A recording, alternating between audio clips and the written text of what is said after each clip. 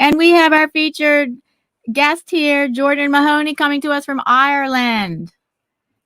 And we welcome other people on the chat also. The topic is communication between sighted and the blind, for which Jordan Mahoney, the Blind World channel, had created a video, and we might play that video. I think we're going to play that video, and then open it up for discussion. And of course, this is open to the general public as well. It's not just open for the blind community. Yes, it is support for the blind community, but we opened it up to the general public as well. To you can even join in the discussion and add things about other kinds of communication that you might even have between sighted and sighted people. But we are going to start off with the topic that Jordan had made a video about, which was communication between the blind and the sighted. And then we can open it up from there. So I'm going to bring Jordan on, and welcome, Jordan.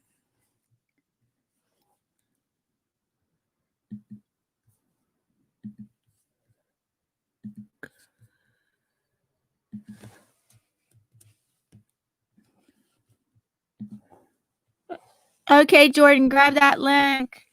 And our co-host, Paul's Blind Super the Soul, is not here yet. We also expect on the panel for Dal Cecil Runo. She's a partially blind writer. She said she will be joining us on panel. She comes to us from, I think that's Argentina, but we open up the panel to anybody in the chat that would like to join also. Let's see who's in the chat.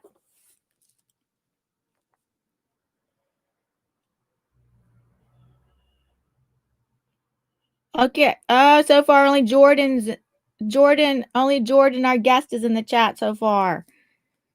So I'm talking to people in the replay right now. Okay, let's see.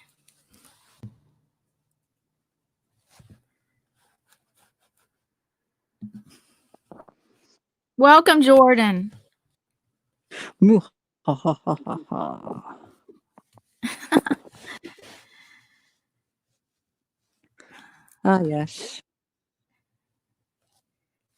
Oh, let's turn. Oh yeah, I'm gonna get your video, and I want to play. Let's play your video. How many minutes is it? How many minutes is your video? I think it could be 2-3 minutes, depending. Oh, that's good. Let me go grab your video, and we're gonna play it right now. I'm talking to only people in the replay. Nobody has joined us. Paul's not even here yet. So, okay, I'm gonna grab your video. Okay, I have the posse. Oh, okay. Oh, Dal is here. Do you know Dal Cecil Runo? You know her? Do you know her? Hi. No. Yes. Oh, here's Dal Cecil Runo. I didn't. Hi, Dal. Hello, Dal Cecil Runo. Okay, Okay, we cannot hear. Oh, Dal, we can't hear you. Oh, hi, Dal. Yeah, I think I'm having some sound problems. Okay. All right. So she may be in and out of here, and let me change the configuration of this.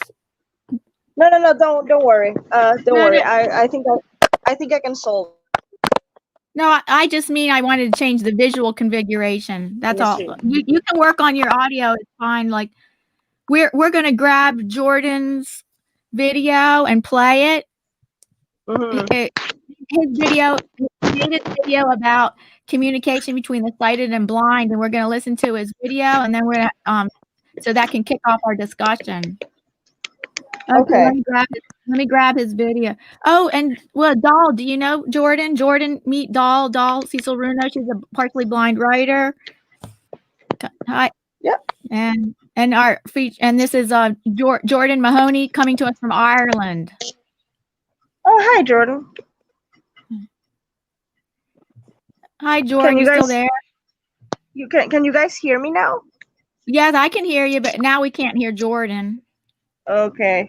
Jordan is there, but hey, Jordan, I don't know. You have audio problems?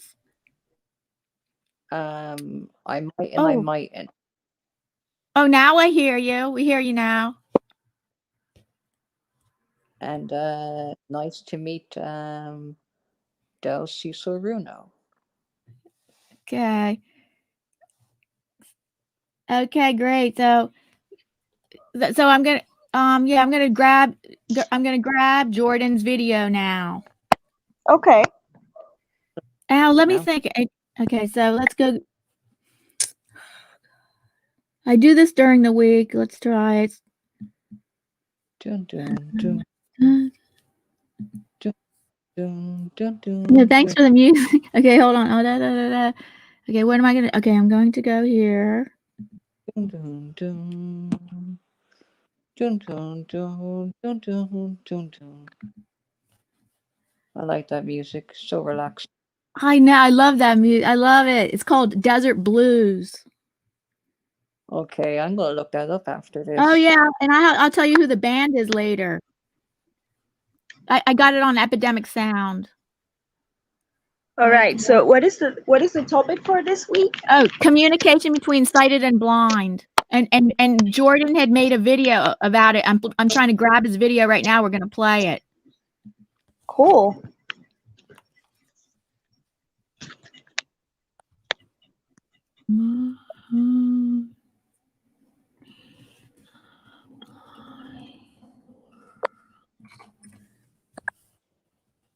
Oh, it knocked me out. No, I'm okay, but it signs me out and it shows like I'm not subscribed to you, but I am. I am subscribed, but if you can see, it shows that it says sign in. It's like, I don't know why it signed me out. It did this the other day too. It never used to do this. So Jordan, if you see I'm not subscribed, I really am, but right now I'm signed out. So it's like very weird. Okay, hold on. Yeah. Now I want to, let me find your video. Oh. Why it's important to have good communication. Here it is. Oh, that's Start recording. Stop recording. Hold on. And now I have to go back to StreamYard and push on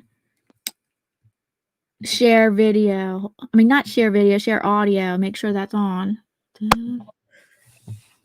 you would stream 2 days. Okay, it's going to pop on right now. Here we go.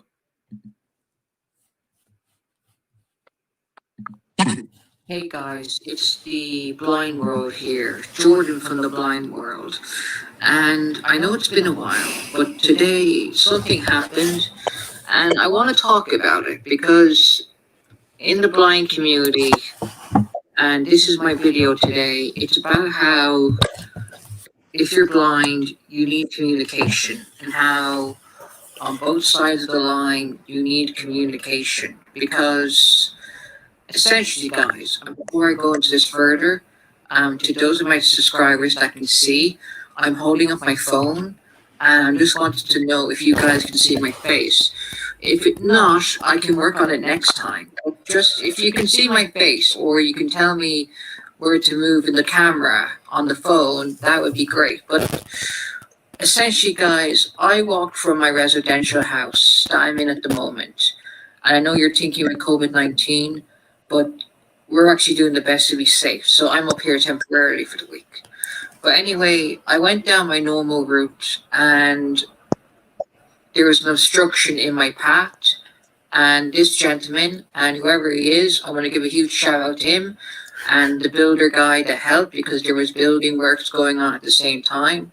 So the old me would have refused help, essentially. You know, it would have refused the basic minimal health and just, you know, but instead I basically said to him, you know what, yes, I want to do this, but can we stay on the right side, please? And I told him, you know, okay, you can help me, but we're gonna either have to sight guide through elbow or the shoulder. And we did that. And I was able to communicate, he was able to communicate, but the best thing about it was, guys, I was able to listen and see, okay, yes, I'm gonna need his help because in the end I would have like I would have had to essentially go out on the road, and you can't do that alone as a blind person slash visually impaired person. And just the same was again, but I could have held in my pride and said, fuck this, I don't want this. But I was like, no, I'm going to let these guys help me, because there comes a time where you need help, where you actually need to decide, okay, these are moments where you, as the blind person, need help. And I needed help then. And even going over, I was on the left side. I'm used to be on the right side. So I tried to essentially go around and use the training, because in a real life situation, you're not going to have someone to stop and tell you where to go, for me anyway. So it's important not to stay there like you're a helpless person, because, you know, people look at you and like, are you all right? And there was a moment where I was feeling a temporary landmark that wouldn't be there. And I just said to the person that called over, yeah, I'm fine. And I did find my route eventually. It's just, it was done differently. And I was able to correct it today on my mobility session. But just what I'm trying to ultimately say, guys, like, there's going to be times where you're going to need help. And I want you to know that my experience may help you decide on not being proud, or just not letting your pride get in the way. Because I have moments where my pride gets in the way and where I want to do it. Like, believe me, it does. But what I'm trying to say, guys, that ask for help. You know, if you're in a situation and someone is saying that they can help you, like, just to examine why they would ask you, and just take the help. Because I took the help and it actually helped me. It gave me the help that I needed. And I'm not saying that there's not situations where people are not properly helped when they get the help, especially in the blind community. I'm not denying that. I'm not trying to push that aside. But what I'm saying is, and I even have this obsession, but not every sighted person is evil. And I want to say, yes, they are, but not all of them. Misinformed maybe, but they're not all evil. But guys, I want you to leave comments down below this video. Like, obviously comments that you see my face, comments on what you think of this video, and just comments on experiences you've had where you've needed help, and where you realize that you've needed the help, that you have to put your personal feelings aside and say, I need help, and where you actually got the help you needed. And I don't mean times where you went for help and it wasn't given properly. I'm talking about actual experiences where you got the help and where it was acceptable. And just, guys, I want to leave you on this positive note, because this is a moment in my own blind journey. And just, I hope that when you see this video, it will help you to feel comfortable in your own skin with your blindness, because there's times where you don't feel comfortable in your own skin. And I want my blind friends, if you guys are watching this, to feel comfortable in your own skin and feel empowered, and just to be you. Like, take blindness out of the equation and just be you. And even those that are subscribed to me and that have autism, the same with you guys, because I'm autistic as well. Not to a huge degree. I used to be a huge degree in my childhood. But what I'm trying to say, guys, those that I know that are blind, my friends are with the blind community and the autism community, just be you, and just never feel afraid to just be in your own skin. That's what I'm trying to say here. And I want to put a positive experience, because we live in a time where it's not great. And I'm sorry, but the coronavirus is a thing, and we're going to have to tell our children about it someday when we have kids. Those of us that are, have not had kids yet and are single. But just what I'm trying to say is, guys, ultimately, feel comfortable in your own skin. Your disability is not a curse. The word disability itself is not a bad word. Blindness is not a bad word. And just be you, and learn to be you, and just accept yourself. I know that's well said and done, but just try. Like, you'll surprise yourself. And I'm going to leave this video at the end, but I wanted to share that. I wanted to talk about that. And I'll see you guys soon. And I hope you have an amazing day. And just never fear the dark. As my friend Patriot in the Dark would say, because he has a blind channel, a wonderful channel, I point out. Make sure to go and like his channel and watch his content. I recommend him. And just, guys, never fear the dark and just be yourself. Hashtag don't fear the dark. Hashtag be yourself. And just hashtag blind people have a choice. Period. I'll see you guys later. Bye. Thank you for this wonderful video, Jordan. Okay, we're coming. Start recording. Stop recording button. Hey, guys. Thank you. And Paul is on his way. Oh yes, I think Paul's in backstage. This was a good video. Thank you very much for sharing. Well, thank you guys that viewed it. Yes. Oh my goodness. I'm on twice. I have this. Do you hear an echo? No. I did get the audio, but not now.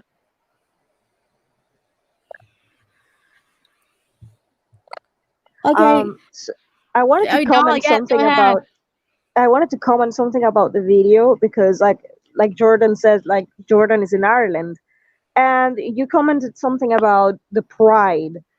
Pride of not asking for help, pride of not, just like I'm too proud to ask for other people helping me. And it's not just about the blindness in your case, Jordan, because I think there's something called Irish pride. So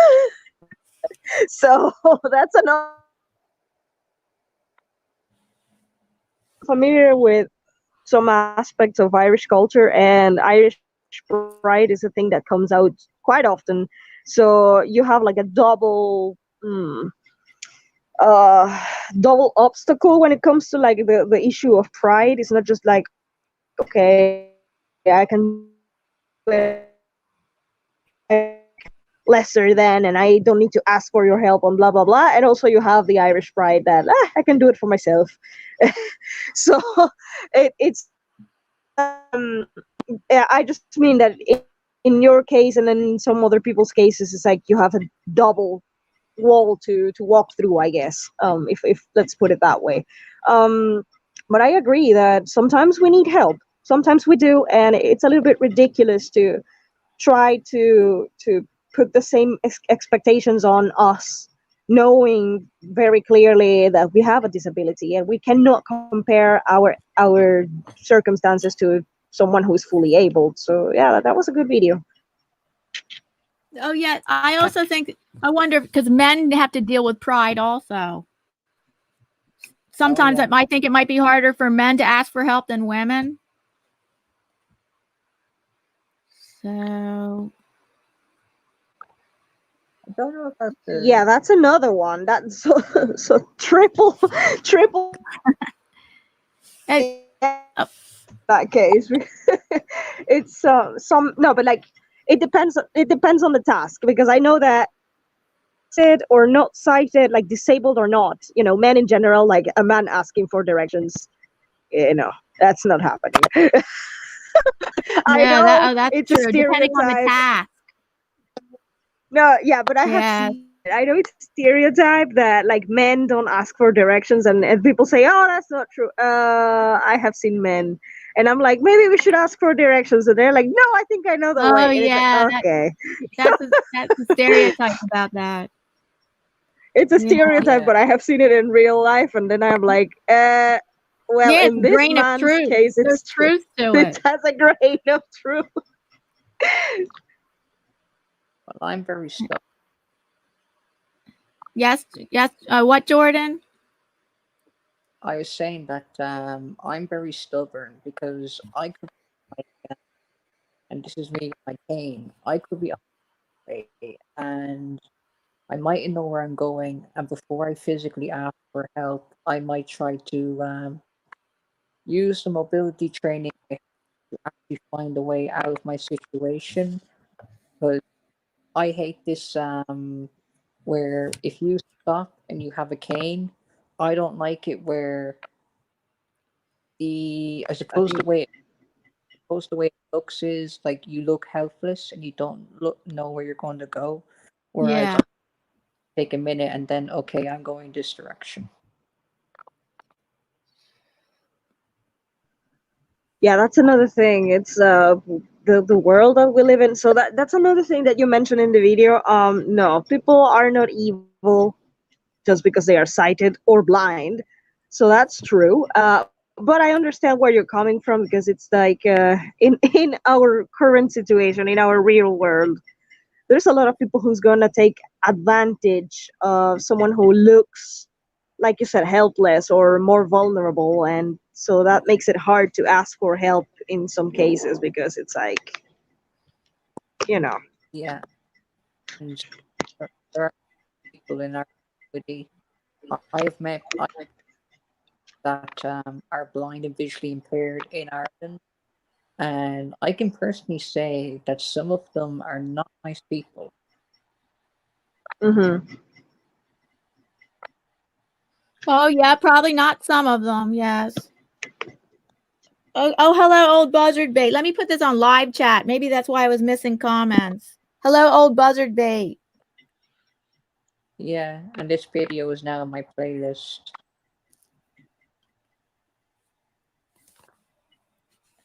Okay, yes, Hey, Paul. hey. Finally, Paul's here. Hi, Hello, Paul. Hello.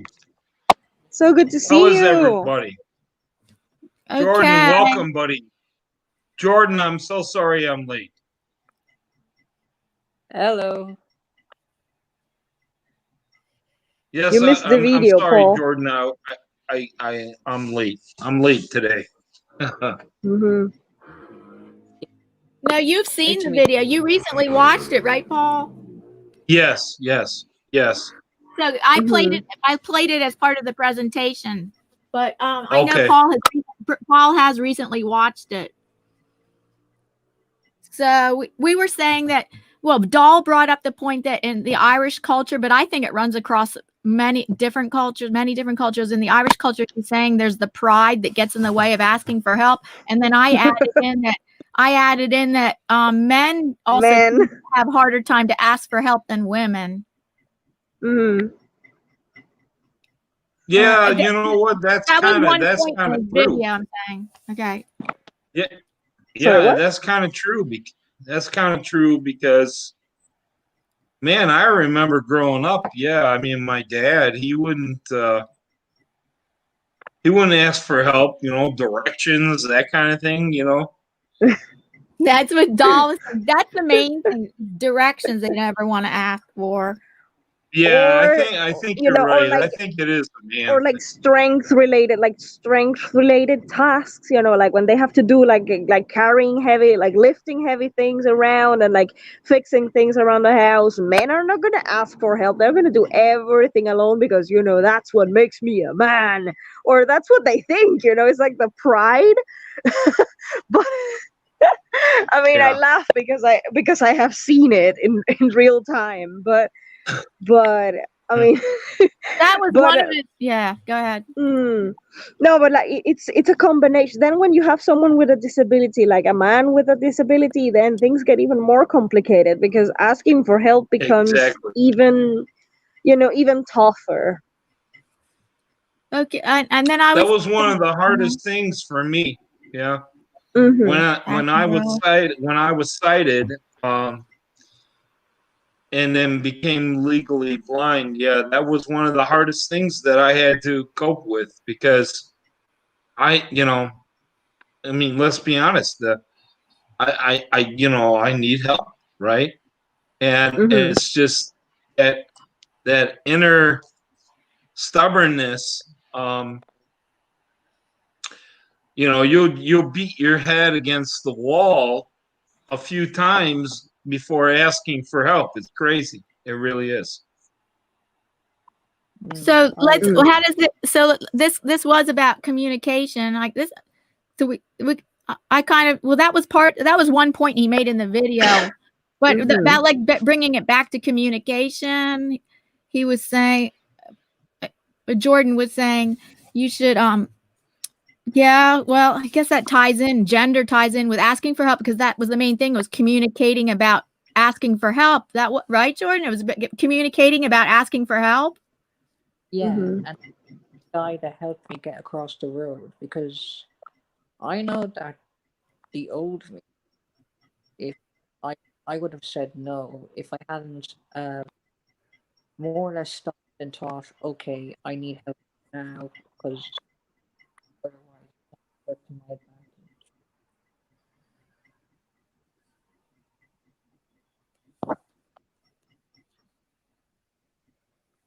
Hello? We Yeah, lose his yeah. internet. Oh yes, you dropped off.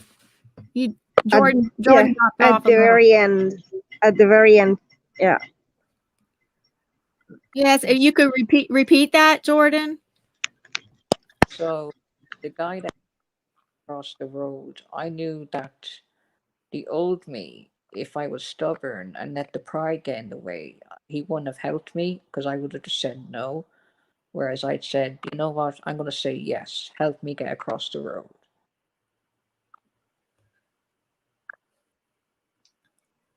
Yeah.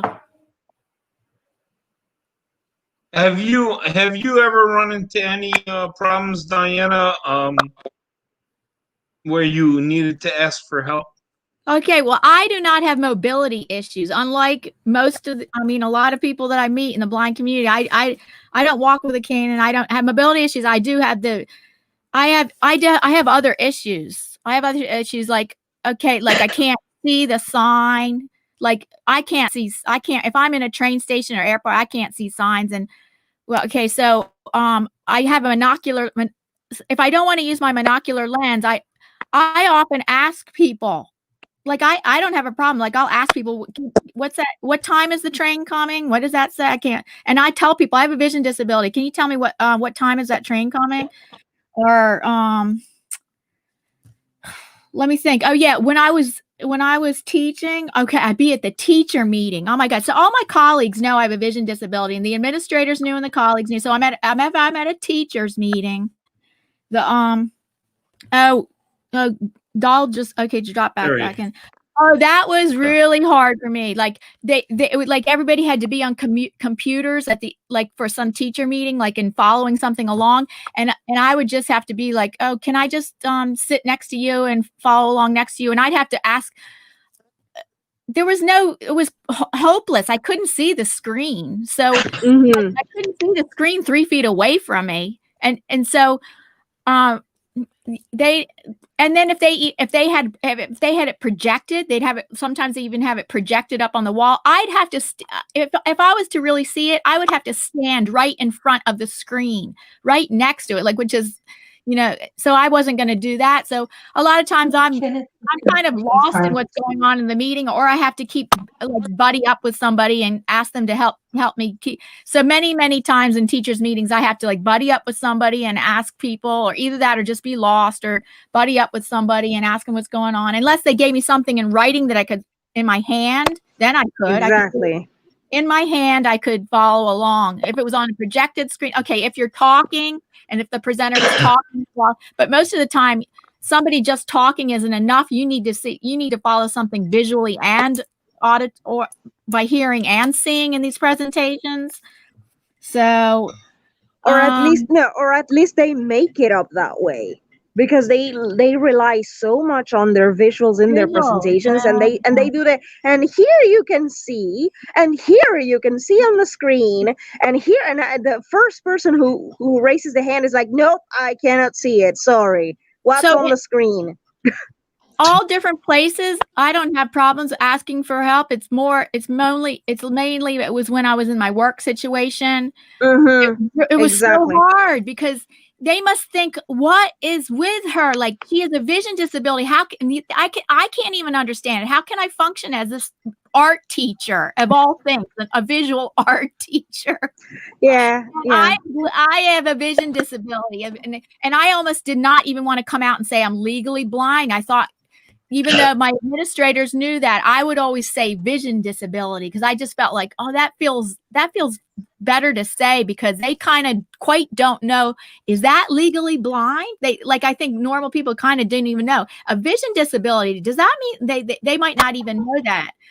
They don't even know what that is. Yeah, I felt like They will just tell you no, honey. They will just tell you, oh, but why don't you buy some glasses? Oh yeah, they've said that before. I've had to Of course. Oh yes, I've had to say that a million times. I say, no, the condition I have is not correctable or treatable. Mm-hmm. Oh, glasses minimally help me, just very not distance. They cannot help me with distance. I have to use binocular lens for distance. And what, Jordan? And what? I have to use a binocular lens for distance. No, for distance, glasses do not help me at all. And for close up, my magnifying, I do have glasses, but I have to, they give me no distance. So my magnifying glass is better because I can keep taking it down. Otherwise, the glasses that I have to keep putting up and down on my head, or what, like a necklace around me, and up and down off my face. And it's so much faster with the magnifying glass. I just find that much easier around my neck. Then I do have glasses, but the glasses are just, they're more bulkier, and like what, up and down off of, it would be constant up and down off my face. And it's easier to do this, because this magnifying glass totally messes me up for middle distance vision, right? Middle distance sight.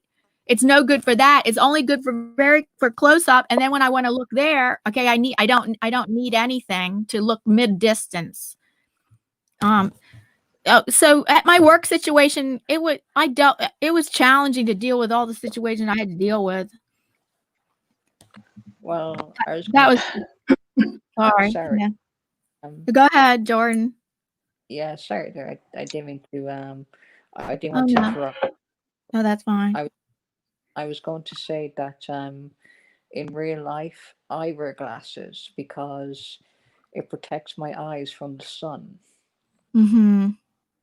Because the light of the sun can actually do damage to my eyes, but they don't correct my vision or anything like that, because in the actual glass itself there's a tint where if I go out into the sun, well, for a normal person, if they're wearing sunglasses, mine, when they have the tint, they'll automatically turn into sunglasses. I had to get the percentage reduced because in winter I used to come out into pitch blackness and I could literally not see. Right. When you come out of pitch black, you're saying? Yeah, because of the extremity of the tint, I used to not be able to see what used to be in front of me, because I still have a little bit of vision left, and I would have to take them off and everything. And I struggle with that too. I have my acuity is at best 2200. Glasses don't help. My visual field is less than 10 degrees. So both categories put me into the legally blind category. But like, I can see this screen right now. I can't make out the details, but I can see myself centered. I have some, light perception. But with the glasses, I struggle a lot with contrasts. Okay. So if it's brightness is real good for me, but too much brightness is not good either. It washes things out. But at the same time, Lisa and I, we're at the store, and I must try on 100 pairs of glasses because not every sunglasses are the same. And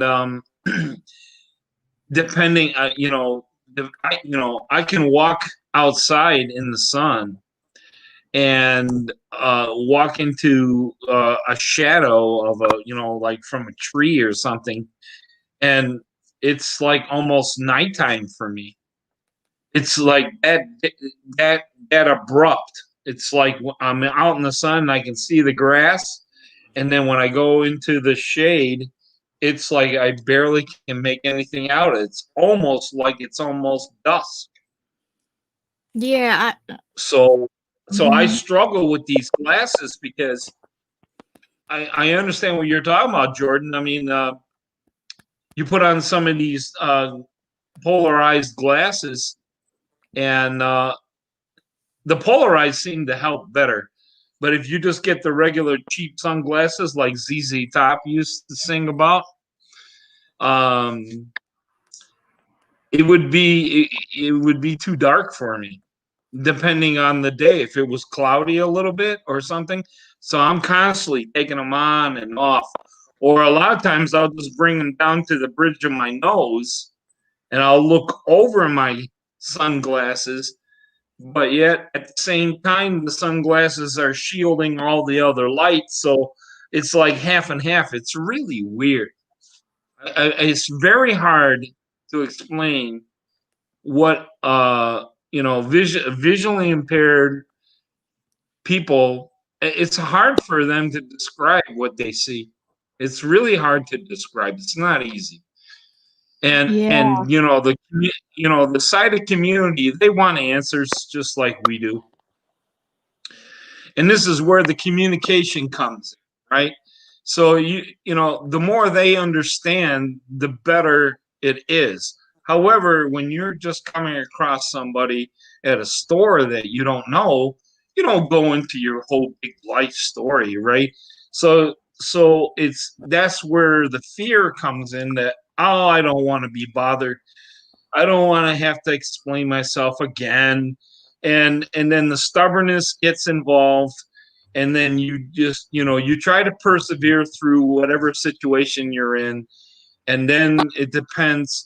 You can injure yourself. I've done that. That stubbornness. So communication starts with us, where we need to lower that pride down, and then try to explain or make that effort to a sighted person that's asking us for help. I mean, that's a gift. That is a blessing, because not everyone does that. They're few and far between. There are very there are very wonderful sighted people out there, but there's some out there that I've had people just cut in front of me. I've had people jump over my cane, Side. where they kick it out of the way, um, because they didn't kind of clear it. I'm moving the cane back, and they thought they cleared it, and then all of a sudden their heel will catch the cane and just pull the cane way out from me. That makes me angry, but they don't understand. They just, everyone's like looking at their phones. Sighted Yeah. people they're so busy with their cell phones, they're bumping into each other. So, so I have to, tell myself to calm down and try not to get angry. But then there are Yeah. many people that come up to me and say, are you lost? Do you need some help? What that's happened to me at the grocery store all the time, because And does that bother you if I people ask follow you if you need help? Yeah, like for example, for me, everyone wants me to go first. You go and I'll watch you. No, no, no, no, no. You have to go in front of me and I follow you. So I have this small little window. I have this tunnel vision. So you need to stand in front of the light of the tunnel and I will follow you. However, there are things in the store that I'll see. I'll turn my head and look and go, ooh, what's that? I'm curious. Lisa tells me I touch everything. at the store. I pick something up, put it back down. I touch everything. You're like a little kid. I'm sorry. Yeah, she says I'm a little kid. We can hear Lisa loud and clear if she wants to join in. We can hear her. It's Hi, ridiculous, especially in this day and age when you're worried about germs. He's going through the store touching everything. Yeah, she's like, "Don't touch that." And I'm like, Okay, I'm like, I have to touch it. He can wear disposable latex gloves. Very thin latex gloves. That's an interesting point, Paul, and like a lot of us have to like touch, like to be sure. Mm-hmm. Yeah, and I was like that before I became legally blind, so it's kind of funny. So I will, go. So I will go and look at something, and there goes Lisa, and then I'm like, man, where'd she go? I'm lost now. Because she's tired of stopping and waiting for Paul to play his game, whatever I'm doing, right? And then continue on. She's kind of like training me, it's weird. But I will have a hard time trying to find her. And one guy came up to me and said, "Do you need any help? It looks like you're lost." And I'm like, "Well, I'm trying to find my girlfriend." And he says, "Can you describe her?" And then I'm just like, "Oh, she has the most amazing dark brown curly hair that you will ever see in your life." And she's, this high and you can't miss her. And he's looking around for me, and then he found her and told me where to go. And it was a couple aisles away, but he actually even like walked with me to her. He didn't just say it's over there. So that's a blessing. If I had all that pride and I was angry that Lisa didn't wait for me, and I'm just like, I get into this attitude, that is our enemy. We cannot be like that. We got to drop the attitude. We have to educate, even though it can be consuming at times. We still have to educate, and that bridges the gap, because I truly believe that the sighted community, I used to be that. I used to be the sighted community. See, that's I've been on both sides of the fence. Me too. I was in the sighted community all the way up into my early 40s. Yeah. So Diana and I understand that. So we need to, drop. When I watched Jonathan's video, he made a good point. Or not Jonathan, Jordan. I'm sorry. Jordan's video, he made a good point that you just have to accept it, and that is our part as a visually impaired person to adjust to and ask that help. And then at the same time, we need to educate so that the sighted community, next time they see us, they won't maybe jump over the cane or cut in front of us, or that kind of thing. So we need to communicate that way.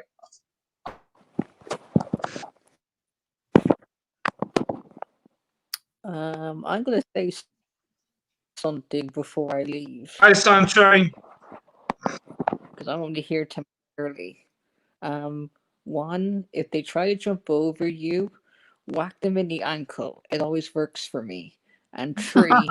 Yeah. You know what? That's the Irish, right? Don't mess with somebody from Ireland because they're tough. Yeah. Yeah, that's the one thing that many cultures learn from us, is that the Irish, we take no crap, we take no shit. Like they really don't. Like and speaking of you and Diana, I also used to be sighted. Oh. Oh wow. Hi, Miguelito. Well, for what age? For how many years? From the day I was born up.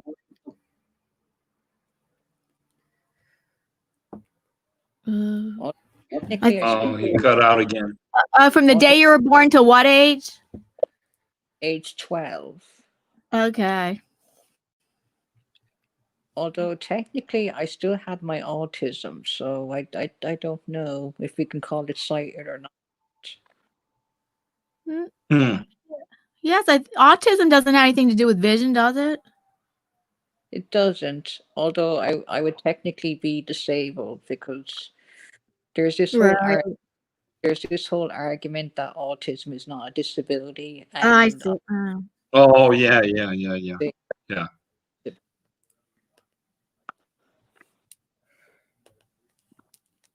okay, well, I'm gonna have to go. I might return in a bit.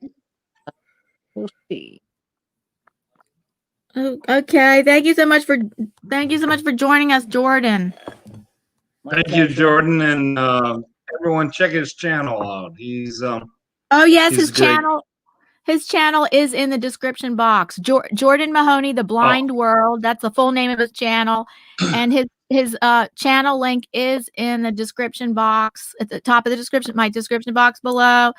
And yes, check out his channel. It's a very informative videos and inspirational, and mainly talking a lot about his journey with blindness. And if anyone has any Very video good. ideas too. And you're open to video ideas. Is that what you're saying? Yes. Yes, he's open to video idea topics. Well, ideas. you know what, Jordan? I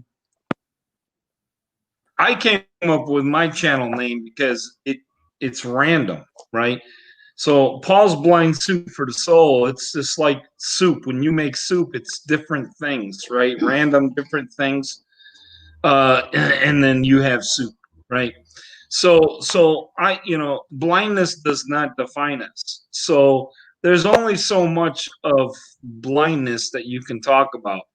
So you need to, if you wanted to, you can do other things that you enjoy and share those things too.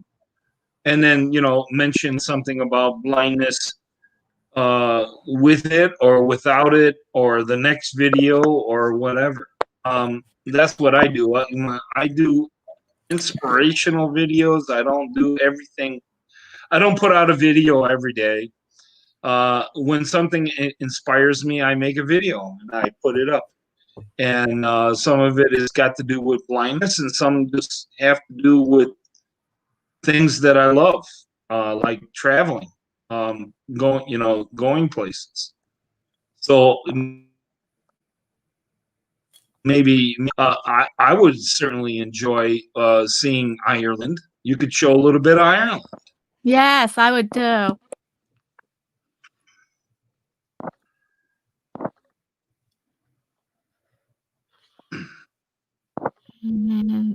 Are you going to Dublin tonight, Jordan? Yeah, I'm going to Dublin tonight. Oh, is that you? Oh. Is that because you visit your blind school, or are you doing something different? That's because I attend it. Oh, okay. That's because why? He attends the blind school. Oh, okay. Right, guys, I'm going to go. So, Okay. I hope you got something out of this, and we certainly got something out of you being here. Thank you so much, Jordan. no problem. Thank you, Jordan. I might return, but okay, yeah. If we're still on here, yeah. Hope you can return. And bye. Always love it when you visit my live streams. Thank you. Yeah. Okay, chat soon, Jordan. Bye. Bye. Bye, Jordan. Well, I think we had a Kenneth that came in the chat, but Lisa said the chat looked like it said it was 0 though. We have Miguelito and Sunshine right now, I think. And Dal Cecil Sunshine and Sunshine Cooper, she's- Miguelito, and also we have Dal Cecil Runo says, she goes, guys, my Wi-Fi is unstable for StreamYard right now, but I can comment here. okay. All right, Let's see Dal. how Yeah, long I know those days. Yeah, I feel your pain. I know that. All right, so we've almost been going for an hour. So, oh, does anybody in the chat like to come up on Anybody panel? asking any Come up on- questions in the No, chat? any questions from people in the chat, or would you like to come up on panel, or any questions from people in the chat, or any comments or questions about just the topic of communication? Like we had brought up, well, basically our featured guest, who was Jordan Mahoney, the Blind World, who just left, his video, which we played at the beginning, which was a 3-minute video. His video was about the thing about communicating between blind and the sighted, but basically it was around the theme of asking for help, communication involving asking for help. And we kind of said, well, the Irish do have a pride thing, but I think that runs across many different cultures, a pride thing about asking for help. And then the other thing is being a man, often for different kinds of things, men have a problem asking for help more than women. So we brought that. So I'm kind of doing a recap of what we've been talking about and throwing it out to the chat for any questions, comments, or would you like to come up here on the panel? Okay, Dal is talking.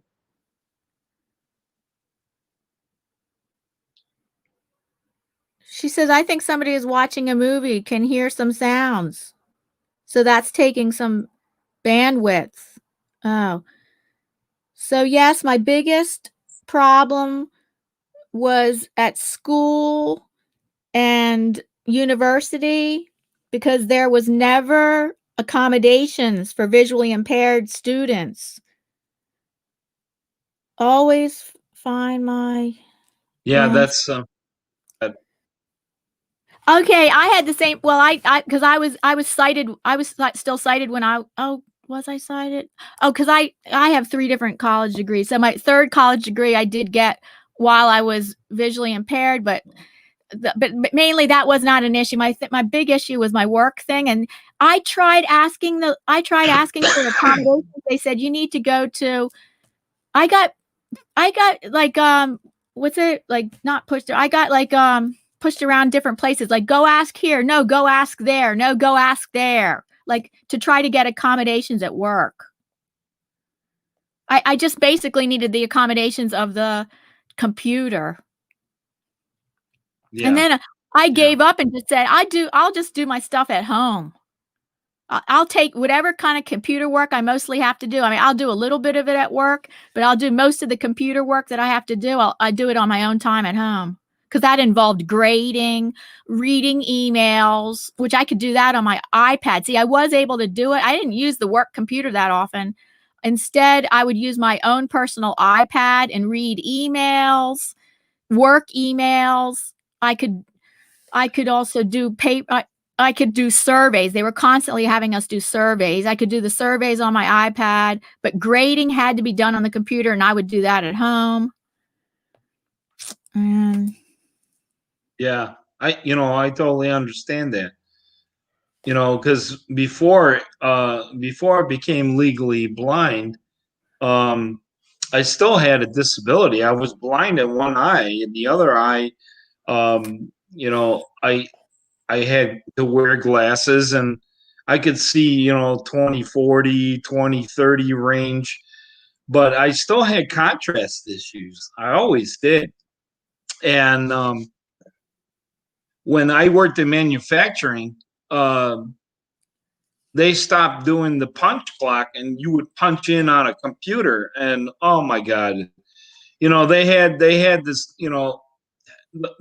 they're not the best quality computers, and they don't have the brightness set the right way. I have to have a certain brightness and this and that and the other, and sometimes I would struggle trying to find the darn cursor to try to punch in. That was a struggle for me. I would just wait for everyone. If there was a line, I would just wait for everyone to punch in.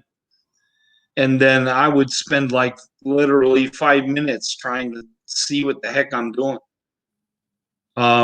Simply because of the contrast. Oh, because of the contrast. Yeah, just because of the contrast. But then, Otherwise, my a magnifying glasses, glass, would have helped, but not with contrast. No, not with that, because on a computer screen, a magnifier doesn't really work too good on a computer screen for some reason. Oh, it does for me. It blows it up too much, and Oh no! From my own personal handheld magnifier, that's not a problem. But if you try to use a zoom feature, that's really hard you got to practice with that.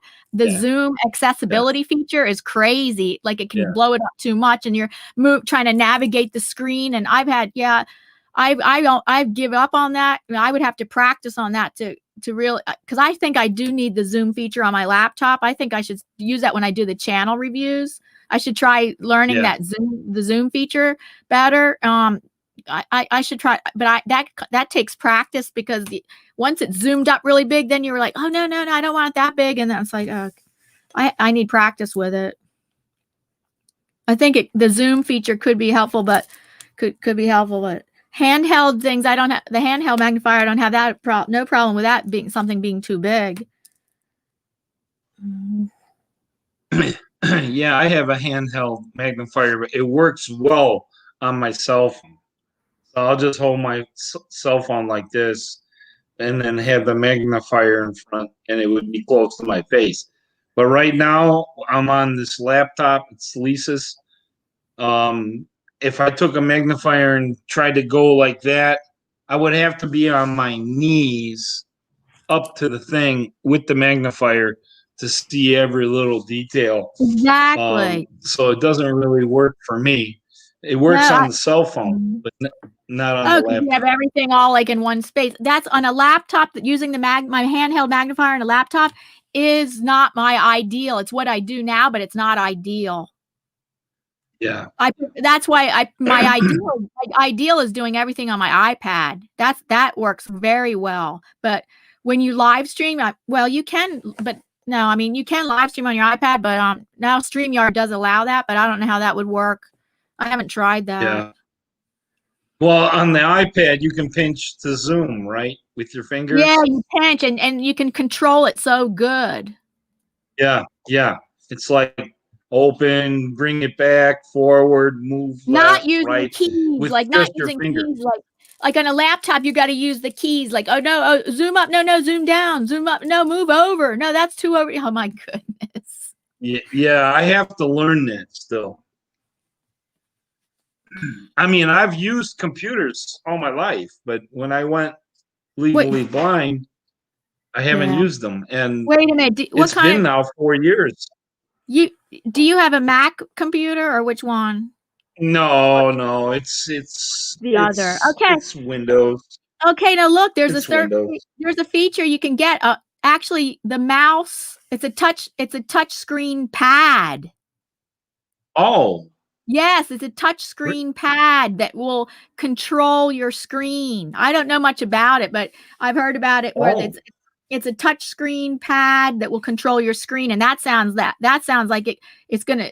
It could. I wonder if I could get that for the Mac. As a matter of fact, now that I just thought of it, it shouldn't be just for Windows. Mac must have something like that. I'm going to look into it. Where it's like it's like using a touch screen, but you're doing it on the pad, not the trackpad. The pad's probably better than using the keys. Yes, I think so. So now I'm not talking about a trackpad. I'm talking about a pad, an electronic kind of pad that you would run a mouse on, but maybe not. You wouldn't run the mouse on it. Instead, you're using your fingers to manipulate what's going on the screen. So I'm going to look into that. Right. Because I think the little pad, that electronic pad that's on this laptop, I think it's just for the, you can use for the cursor, right? But you can't pinch the zoom. It won't make the screens bigger or smaller, stuff like that. It would be nice to have something like that similar to the phone. I mean, they have stuff out there called, what is it? They have a computer where it's like a touch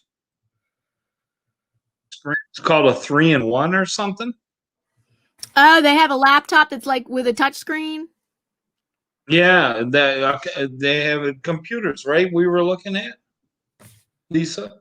I don't remember. Yeah. All right. Oh, we have Neil, and he looks like he changed his name. He's not Blind Neil. He's just Neil now. He says, "Hi, Neil." Yeah, he changed it. Hi, He Neil. He changed says, it. Hi, Neil. "Okay." He says Windows has a good magnifier. Okay, Paul and Neil should talk to each other because apparently he's worked out the magnifier to where it works good. And Goswina just joined us, and she says, Hi, "Hello, Diana and Goswina. Paul." Hi, Goswina. Thank you for joining Yeah, us. Lisa says hi. Oh, wait, now Says it's Doll's called the saying a lot. 2-in-1. Okay. Doll saying laptops Dal don't call- work for me either. Oh, I'm going to read what Dal says. Dal Cecil Runo. She goes, Dal laptops don't said work. it's called the 2-in-1. That's the ideal iPad, the best, but you cannot do everything that you do on a lap. No, but I can. That's why I do most I can do most everything on the iPad, and then just a few. There's just a very few things I do have to do on the laptop, but it's not time consuming. I don't have to spend a lot of time on a laptop doing the things I have to do.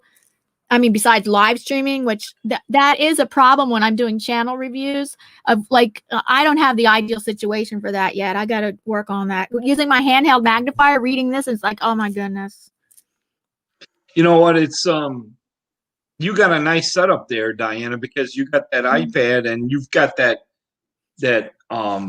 covering, and your hand fits in there perfect. Yeah. I mean, I like that setup. Yes, for this. Yeah, it's awesome.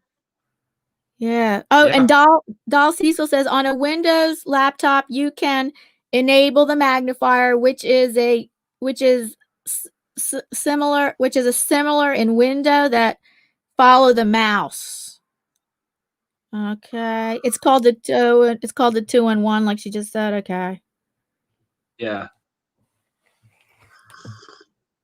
2-in-1 Windows makes it. Yeah, it's like we saw them in the store one time. Not so much now, but they had them on display like at Sam's Club or whatever. And it was a monitor, and it was like basically you didn't have them. I don't even think it had a mouse, or it had a wireless mouse. That's it.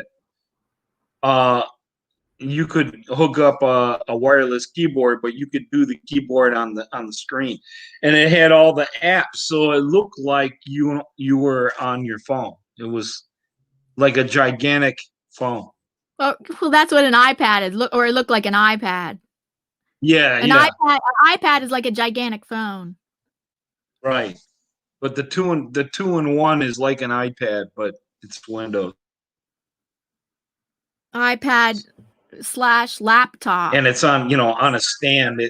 It's a big monitor on a stand, and it's all clean. I'm wondering though, because the iPad you can get an external keyboard for it. You can get a mouse for it. I can get a mouse, but that doesn't make it a laptop. It doesn't have whatever that big memory and all that, all the high processing, the big CPU unit. Whatever, it doesn't have all that features that a laptop has. Yeah. We were thinking about getting a 2-in-1, but Lisa likes to do some graphic art work. She knows a little bit about graphic arts, and those 2-in-1s didn't have the video card that we needed for it to work properly. So we got just the regular laptop. Well, you should get your own computer, I guess, if it's in your budget. No, it's not. It's not in my budget. We barely could afford this.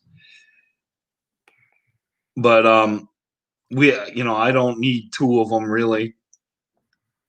I do everything on my phone anyway, so I'm fine with that. Mm-hmm. And something happened to your laptop today? But in this iPad that you're using, Yes. but I can't. They're way too expensive. I cannot afford anything Apple. Or maybe you can just get a regular tablet. Yeah, we had a couple, but they were low grade and not enough. Didn't have a lot of memory and stuff. So we need to get something better. But in the meantime, I've been enjoying my phone so much. I'm comfortable with that. It's good. small. I have a small window to look at. Oh, here's another idea: is the mini iPad. Oh, well, that'll cut down on memory too, I guess. But the mini iPad might be better even than a low grade tablet, regular tablet. I don't know. Well, when I see you use that full size iPad, you got it all figured out. You got it going on. You have that. I mean, that's wonderful. What is it? Is it made for that, or you just? I bought it separate. Yeah, but I mean that accessory is made for the iPad, right? Or it's made for any tablet? It's made for any tablet. It's just a generic thing. This is not made by Apple. This rubber thing is not made by Apple. Okay. And it's specifically for your hand, or is that just? Yeah. Okay. Yes, it's made for like for you. I really needed that. I started using this when I was on the train, and I was like holding my iPad, and like the train's moving, and I'm like, I don't want my iPad to be flying off, right? My hand. I needed something for it to attach to my hand, so I looked it up on Amazon and found different kinds of things, and this is the one that I like the best. Well, kudos to the person that came up with that idea. We got a lot of good inventors out there. Yeah.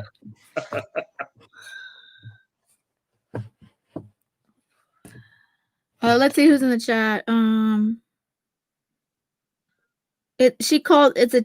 It's made for any tablet. She goes, I have one. She has one as well. Oh, wait, let me scroll up. Then she says, Dal Cecil Runo says, full-size iPad is the best solution for the visually impaired. It's made, and then she says that is a made for any tablet. I have one. She has this thing as well. She calls it a tablet mount. I don't know. Oh, okay. I don't know. Remember, I don't know. Maybe that's the name of it. To me, that seems like there's a different name for it. They probably have them for phones too. Now, you might want. Maybe they even have little small ones for phone. Would you? I don't know. Maybe you don't need that. No, I got really big hands. Oh, okay. So like, okay, I'll show you. Can I have my phone for a second? What is it? What device is not working today at your house? Lisa's phone. Lisa's phone. So I hold the phone like this. Did you say she cracked her screen? No, we got S7s a year ago. Just a little over a year ago, we got S7s. They were a Black Friday sale. It was, I think we paid 150, 160 for them. And we had to do that. We had S3s, and then we got an S7 because the network was going to change or something. The S3s would not work anymore. So we got the S7s, and now the screens are going out. Right. Yeah. They're graying out and then blacking out. Wait, the updates probably don't. They're not even doing updates for the S7s, I believe. No, yeah, and it's unfortunate that the screen is going out. I don't know if it's poor quality or what, but I've had success. I've had success with Samsungs before, but for some reason the S7s are having problems. So So I thought you were so talking. we bit the bullet and spent some money, and we're getting a Samsung A71 Okay. 5G. It's $500 phone. Uh-huh. Yeah, that's gonna be a while to pay that off. So we both got it because mine's acting up too, but her phone died out. So we got the phones on Cyber Monday, and now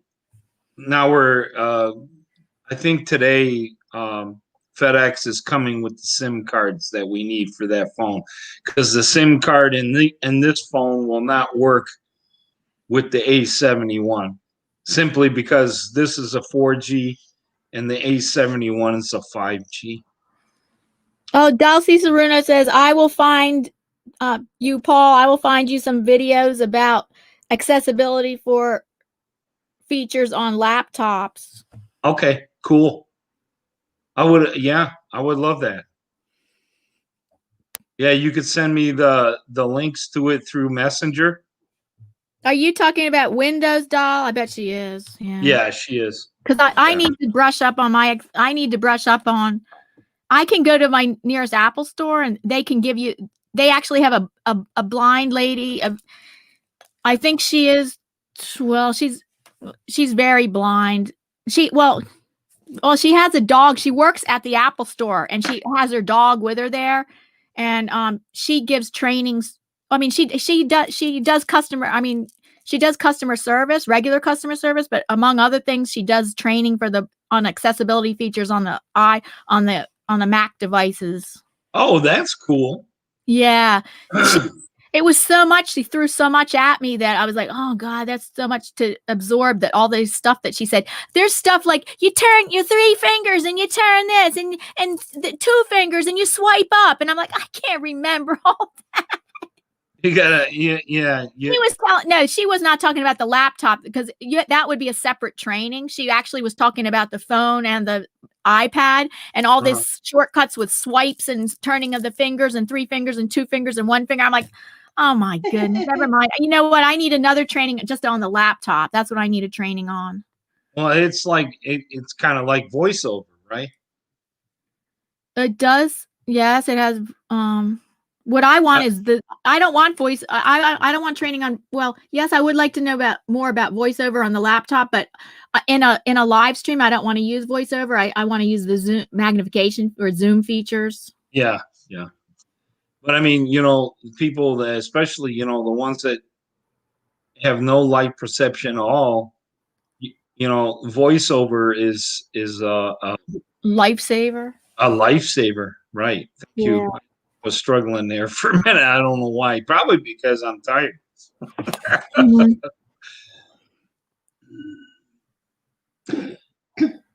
Oh, hi, Gracie. Gracie Jack just joined us from the UK. Oh, hi, Gracie. Hope you're doing well. Yeah, she was not doing well yesterday. She is not feeling well. So I hope you're feeling better today, Gracie. Well, okay.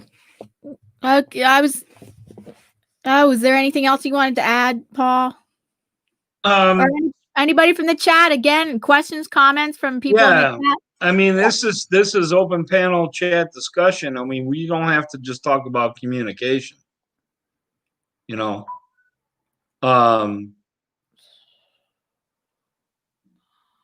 Jordan's in the chat now. Oh, Jordan's back. Oh, hi, Jordan. Welcome back, Jordan.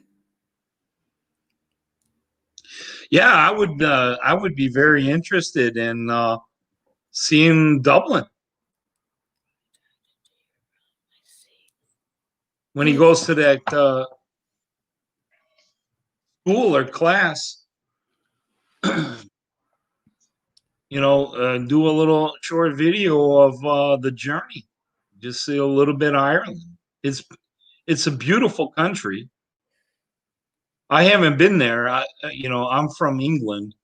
I was born in England, but raised here in the United States. I was basically 9 months old when my parents moved to the United States. Oh, do you want to hear why Jordan left for a few minutes? What was it? This is the reason why he left. He goes, Okay. how is everybody? What did I miss? I wanted to go have a cup of tea and apple crumble cake and ice cream. That's why I Nice. left. Nice. Okay, Jordan. All right. So I hope ice you- I hope cream you and enjoyed apple it. crumble is first. A bowl of apple crumble and ice cream. Yeah. Oh, Apple crumble and delicious. ice cream That sounds trumps delicious. Diana and Paul. Oh, Dal Cecil Runo says Dublin is so beautiful. She says I was there years ago. See, yeah, Dal's been around, right? She's the world Me traveler. too. I've been around too, but I think we haven't been in the same places. Did not visit the UK at all. I visited many different parts of Europe and Caribbean and Hawaii and Alaska and Mexico and the Caribbean. Wow. That's cool. I've just been United States and Great Britain. That's it. Canada. Oh, Oh, Canada. yes, I've been to Yeah. Canada too. Yeah. We forget about our neighbors to the Yes. north. Hello. Oh, somebody just joined us. Polario D2. Thank you for giving a like. Polario D2. Polario D2, welcome to a live stream.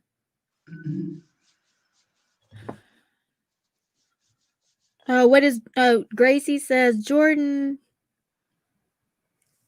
if you need food, you need food. Oh, yes. Gracie says, if you need food, you need food.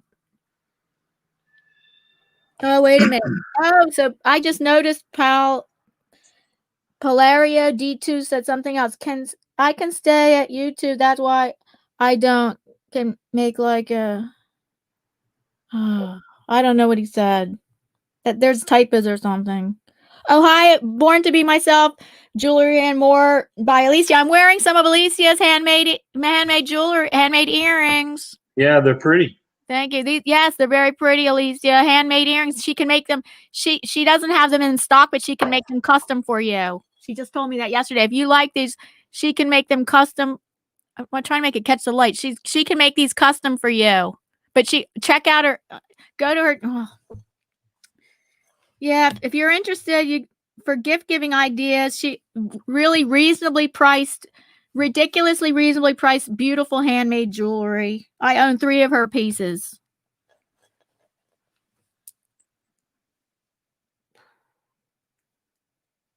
Back to communication. I was just thinking of something. For the sighted community, I'm sure there are a lot of people out there that see somebody that needs help, but they're kind of shy or are intimidated to bother the person. I'm on that side. I was on the other side of the fence. I know what it's like. Yeah. Yeah. So I encourage you to break through that and just approach the person. Mm-hmm. And just for educational purposes, when you approach somebody that's blind, just introduce yourself. I wouldn't necessarily grab somebody. Nah. Or touch them or something, because that would, that's something that is kind of taboo with a lot of people. And ask questions. There's nothing wrong. I say the first thing you ask with asking questions. Yeah, you ask. Yes. There's nothing wrong with asking questions. Some of them may be a little personal, but it's okay, because you as the sighted person needs to know a little bit more about me. For example, if they're asking me, they need to know a little bit more about me so that they can adjust to what kind of help that they can give me. Right. I say the first question is you introduce yourself and not touching them, just introduce yourself, or you could or you could, a lot of people are, even with sighted people, among sighted people, like you just touch their shoulder, their shoulder and say, hi, I'm so and so, and then I'm thinking like you can you ask them, can I help you, or I don't know, can I offer help to you or what? Yeah, right. Questions like do you have any light perception at all? Right, because only 10% of the legally blind are total darkness. 90% has some type of light perception.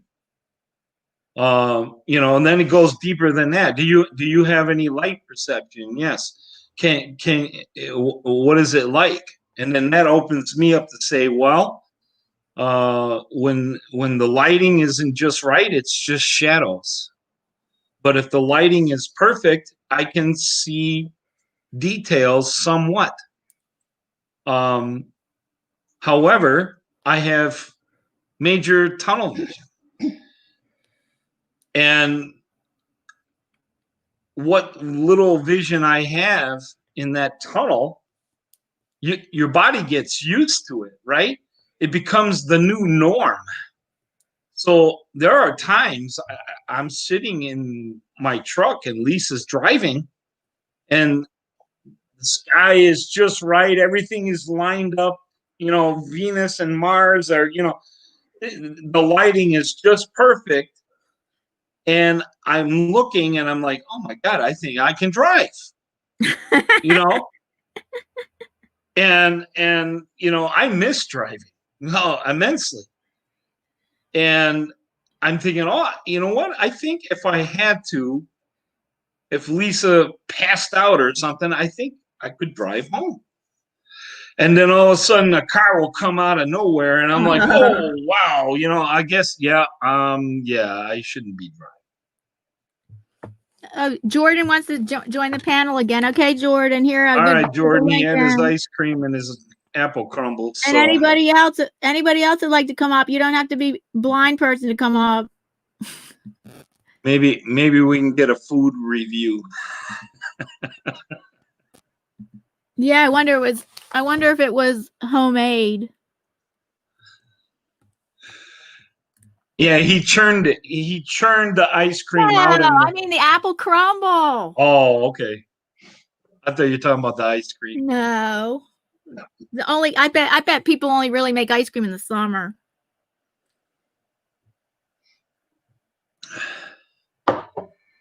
But yeah, just ask questions. The more the better. It's okay. Okay, here's a comment from Jordan. He says, I feel that if more people work for disabled people, that we would have discrimination. What? That we would have discrimination? Probably not. Maybe he meant would. Incidentally, I hang out with my neighbors. We're in a cul-de-sac, and there's like 5 of us in a half a circle, and we call them cul-de-sacs. And I've been here almost 15 years, and we all are in everyone's business. We're like, it's like it's like all in the family, kind of thing. We all get along. We all have bonfires in front of our house, and we all hang out usually on a Friday or Saturday. And there was a situation where I was, walking around in my neighbor's driveway, and we were going into the garage, and there's that contrast problem. And right away, he wanted me to go a certain way, and I wasn't going that way. And he just reached out and grabbed my arm and said this way and pulled me. Yeah. And that just scared the crap out of him. Okay. And I had to explain to him. I said, you don't do that. And he kind of like was a little bit offended, I guess. And I told him, I said, look, no, I'm not saying that you're a bad person. I'm just trying to tell you that is taboo for Here's somebody. Jordan. Hello, Jordan, who's blind. Was he trying to yank you out like for emergency No, it wasn't situations? so much. Yeah, I can. You know what? Yeah, if I'm about to fall into a manhole cover, yeah, you need to grab me. That's just common sense. I would not, be angry about that. Like with the turkey. But with he just wanted me to go in a certain direction. It wasn't it wasn't life threatening. He just kind of grabbed me. And I've noticed that a lot of people, when the sighted people want to help, it's just natural for them to grab you, and you can't do that. I hate that. Yeah, because when you don't see it coming, it startles you, and they need to understand that. So it's hard for us to explain it to them without becoming condescending, because they take it the wrong way. Like, well, if you don't want any help, then F off, right? So they need to understand, it's I've been on both sides of the fence, so I know that my instinct would be to help or grab her, but you can't do that. So we got to bridge that gap, get it together, and we all can function in this society. It's getting better for us as disabled, with technology. We're slowly progressing, but it's still a very visual world, and we need to adjust for disabilities and defend disabilities.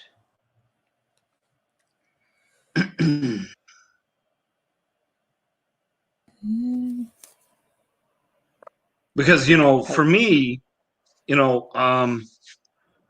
it seems like especially in the past, they kind of just push you to the side, right? You're just like this device or whatever that you use once every 5 years, and it just you just go to the side over there and be you, and then we're just gonna the world is just gonna go this way, and you're just put to the side. And they need to include people with disabilities, because just like Diana said, that one woman with the guide dog at the Apple store, she's providing a wonderful service and showing people, the accessibilities. That is freaking awesome. But when we first met, I didn't first meet her. It was my husband and son, husband's son that first met her. They went to the Apple store. I wasn't even there. They went to the Apple store. They said, you wouldn't believe what happened. We go to the Apple store today, and one of the people, Apple employees with a guide dog, comes up to us and say, may I help you? And then we say, yes, we'd like to go to that. We'd like to go to such and such, we would like to check out such and such products. She goes, okay, would you please grab my arm and take me there? Okay. Yeah. So they were just like freaked out. Like, I mean, they just thought that, well, wait. And then I would tell her, oh, I'm sorry, I have a vision disability too. I need someone to lead me to that section. Yeah. If I had been there. Yeah. And you know what? I mean, we don't need to be put to the side. We need to be involved with everyone else, because I'm telling you this right now, simply because of the challenges that people face that are disabled to function. You're going to find a way. That's the human spirit. You're going to find a way, hell or high water, you're going to get it done. And you're going to find tricks and aids and whatever to get through that. And that makes you stronger as a person. And if you don't face those challenges, it's like running a marathon. You have to train and run many miles just to run that 26 miles. You train and train for months. Well, it's the same thing with disability. We have faced those challenges. The people that don't have faced those challenges simply are not as strong as an individual. Oh, maybe. Well, maybe they might have their own challenges. That's true. I think some people do have easier lives. It's true. So I believe that the people with disabilities are the strongest people in the world. Because True. imagine just for a moment that all the stuff that you've learned with your disabilities and the strength and perseverance it took to do simple tasks, and then you move on, right? True. Imagine if all those disabilities went away and you were normal, for a lack of a better word. What is normal, right? But imagine your disabilities poof, and now you've got 20/20 vision, or you're not autistic, or you're not hearing impaired or anything. All of a sudden, poof, you've got it, right? But you still have that strength within you from all those struggles and those lessons, those life lessons that you learned and you persevered. You could rule the world. You really could, because I've seen a lot of sighted people that have all these blessings and all their senses, and they're not doing anything with life. They're just coasting. They're just coasting through life. And I'm like, man, if I had those things that you have, I would be like the ruler of the world or whatever. You know what I mean? That's why I think people with disabilities are the strongest people. And the sighted community needs to know this and understand it and bridge with us so that together we can make this a better world. Hey, Paul. I reckon Yes. one day there will come a time where blind people will rule the planet. Well, they are in New York State. In New York State, they did have a blind governor already. That's awesome. You know, that movie with my girlfriend in it. I have a Hollywood girlfriend. Her name is Sandra Bullock. Oh, she's my girl. Yeah, that's my fantasy girl. Lisa's over there going, yeah, whatever. She wouldn't give me the time of day, but yeah, I always loved Sandra Bullock, and she did that movie. The heck was the name of it? I can't remember it now. Oh, I know. When people, people were going blind. People were going blind. Yeah. Oh my gosh! Come on, Lise. You know what the name of that movie was? All you have to do is probably Google it. Say movie about people going blind. Bird Box. Oh, that one. Just Google. I could Google it. Hold on. Yeah, I think it was Bird Box. Yeah. No, Diana, it's called Bird Box. Okay. Although I thought people were doing in real life with the Bird Box challenge. They're free. Oh, where they have to be blindfolded? Well, they were going around. Yeah. They were doing dangerous things for putting the blindfold on. Just no, that's. I'm sorry, but we do not do that. We do not do that. Oh, so you were saying that Sandra Bullock in that movie was not portraying what it's truly like, Jordan? Well, I guess they had to make it more interesting for Hollywood. Well, yeah, but the thing is, I think she did really good, kind of, and she portrayed, she had to get on that boat and with those kids and do the boat and all that stuff blindfolded, and for the first time she was portraying as an actress the fear that we have as blind individuals. Well, the other film, A Quiet Place. The actress who plays the daughter in that is actually deaf in real life. What's the name of that movie? I'll be right back. Okay. A Quiet Place. Oh, Quiet Place. Okay, I have to look that up. Same concept. Aliens that read, they react to sound, but the sound can hurt them. Okay. And I definitely know what that's like because certain sound actually hurt me. Yeah. Yeah.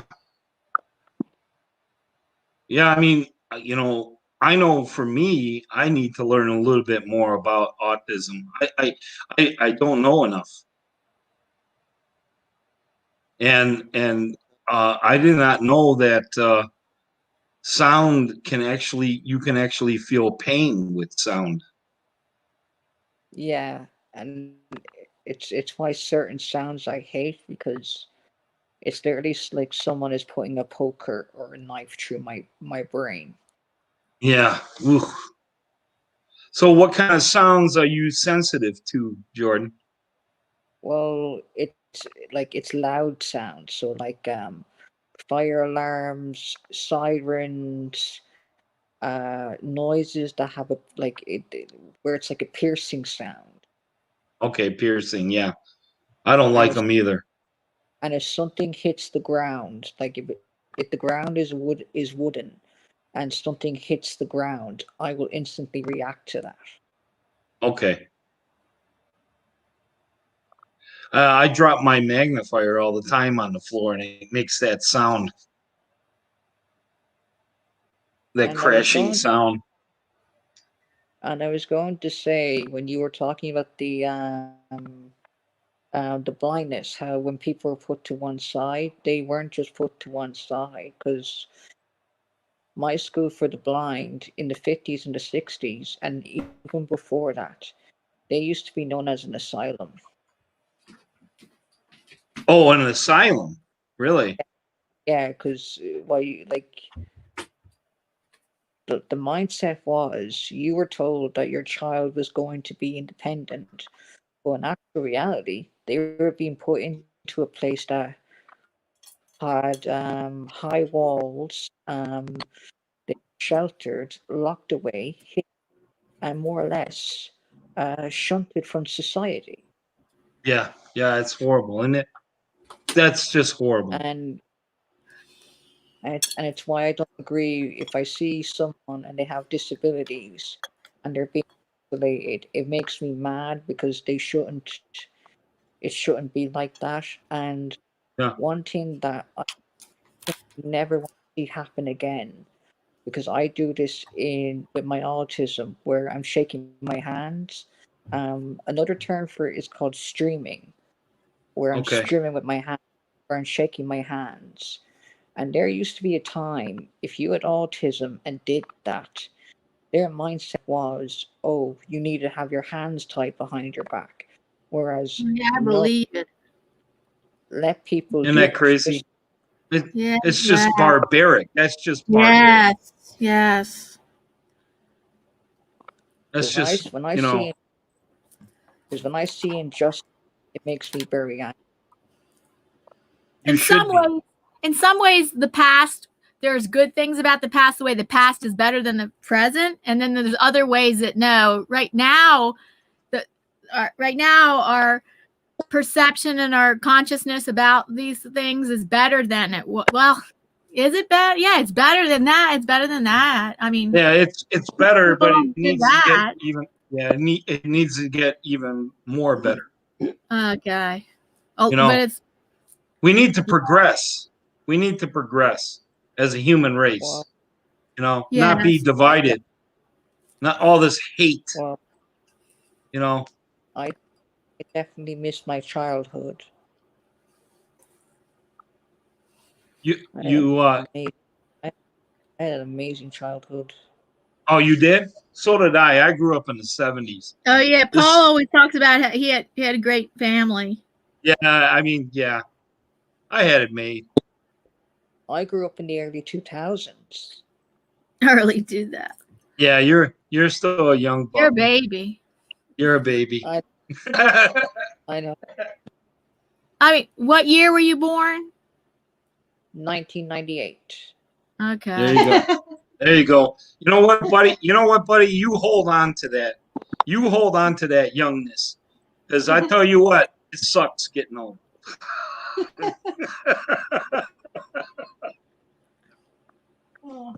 Man, to be in my 20s again, oh my God, I'd tear it up. I would.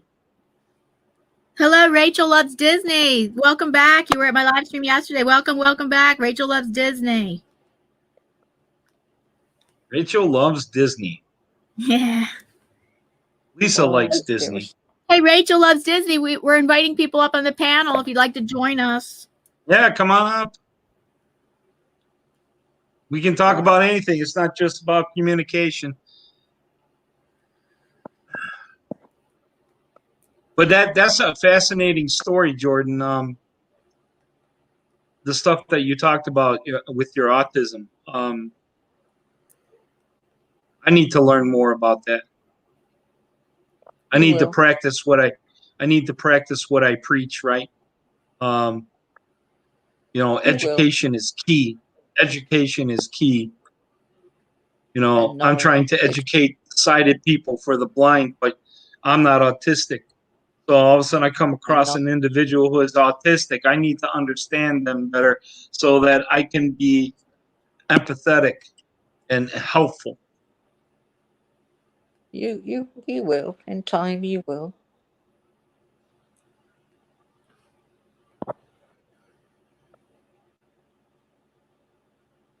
And I like Disney too. You like Disney? You know, for me, I never could really get into Disney. I kind of. Oh wait, North Vikings. Hello, North Vikings. I've been saying a lot to people in the chat. Sorry. No, let's go ahead. No, chat's important. That's what it's all about. Why we're doing. I've been doing it in writing, so I texting. So North Vikings changed his name. He was Blinding Lights. He's a dancing channel. He dances. Nice.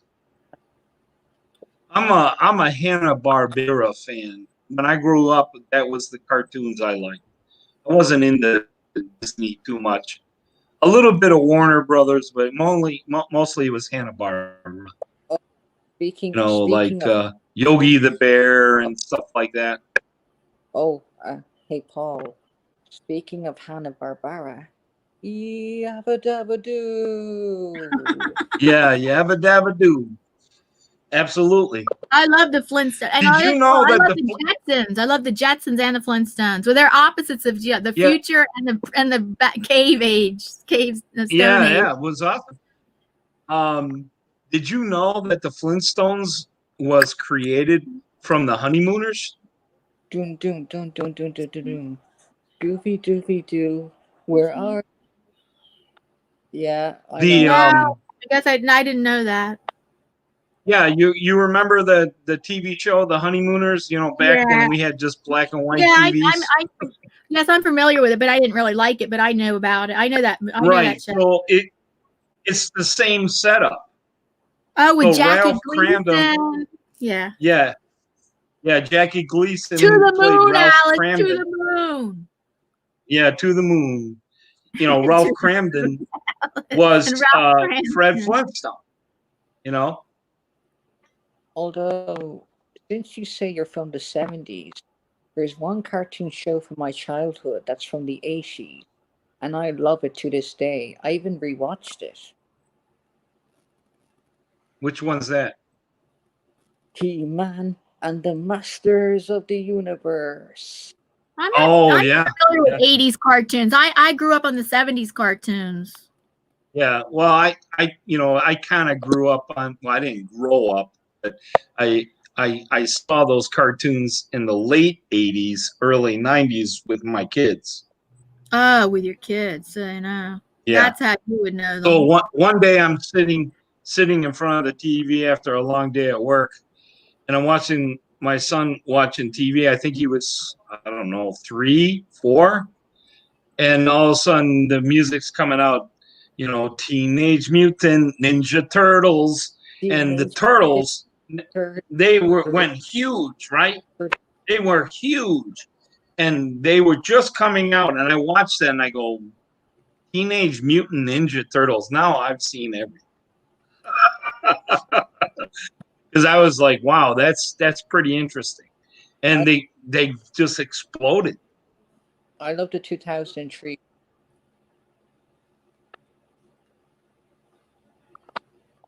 There's a 2003 version of Ninja Turtle. Yeah, they kind of changed it, didn't they? Yeah, I like the theme song to it. I like how it starts. Teenage Mutant Ninja Turtles. Dun, dun, dun, dun, dun, dun. Turtles got it on. Run. Turtles.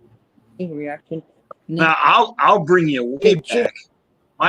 My cartoon hero growing up was Speed Racer. Oh yes. Oh, Speed Racer was cool, man. That show was It was kind of cool. That was Japanese based, wasn't it? Yes. I believe it was. Yeah. But they did, the voices in English, but the mouth, would barely. The graphics back then weren't like today. Yeah. But oh man, I love the Mach 5. I would love to have that. I kind of didn't like it. I didn't really like Speed Racer. I didn't like Star Trek that much either. And I like Gilligan's Island. Gilligan's Island. Yeah, I remember Yeah, growing I up like watching that stuff.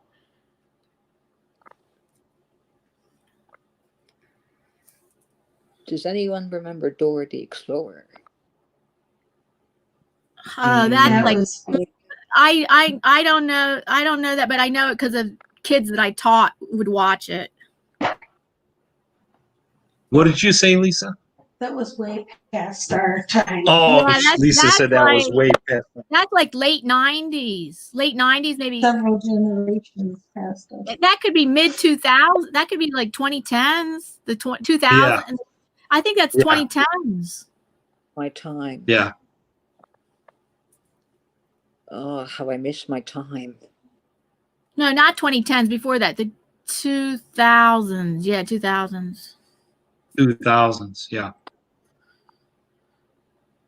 And yeah, Like and that. probably into the 2010s too, a little bit. I was a nut when I was a kid.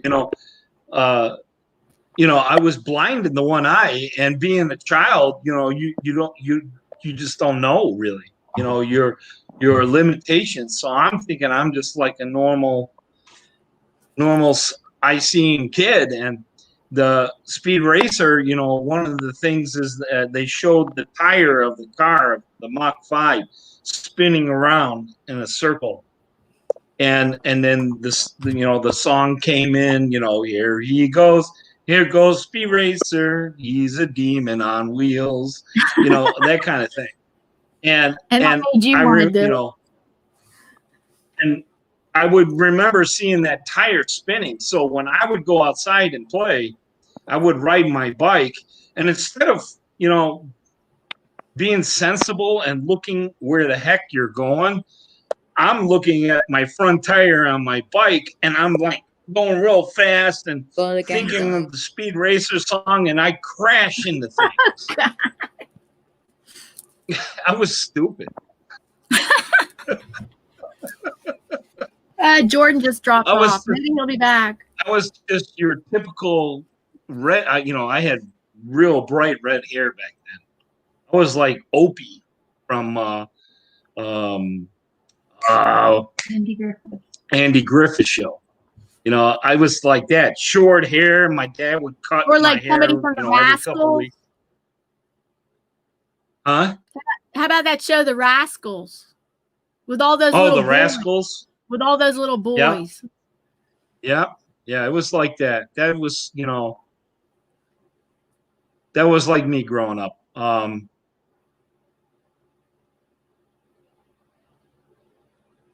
What's that one baseball movie with the kids?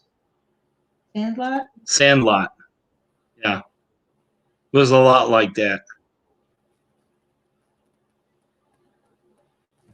I don't know that one.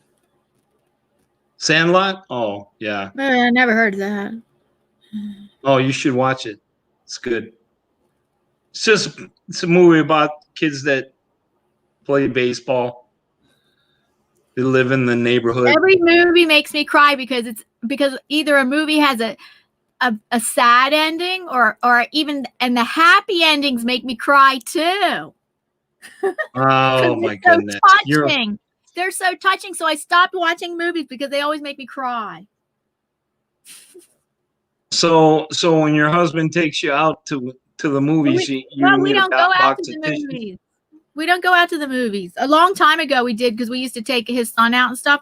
But and I don't watch movies on the TV because of my vision. So I watch movies on my iPad. So I'm watching the movie by myself.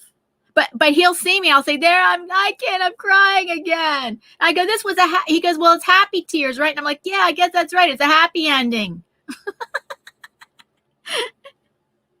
So he needs to have a box of tissues ready for you. Well, I don't watch a whole bunch of movies. Instead, what I watch is like NCIS TV series. I love them.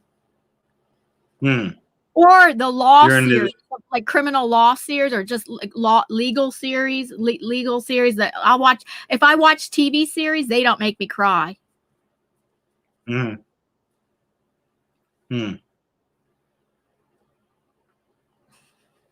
I like movies that have life lessons in it.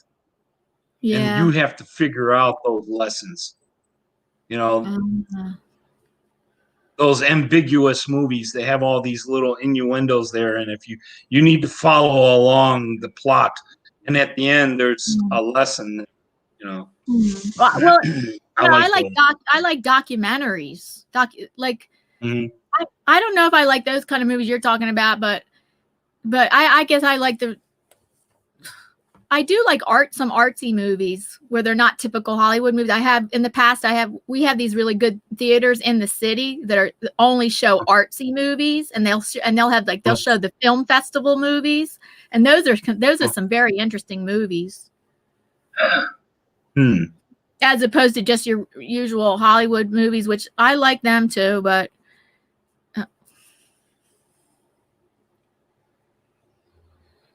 what's your all-time favorite movie? I'm probably gonna have to say Avatar. Avatar? Oh. Yeah, but there's a bunch of movies I like. But if you're gonna have to, but if I have to pick one, I guess I'm gonna have to say that. I wish they'd come out with Avatar 2. They were talking about it. A long time ago, they talked about it. Why would you say that's your favorite? Why would you say because of the graphics and the artistic? No, the whole story. I love the story of it. Oh, and okay. The story. I guess it was the imagery and the story. It was both together. It wasn't just one or the other. I thought the storyline was really good, and the graph. I mean, all the imagery and the storyline. Oh, okay.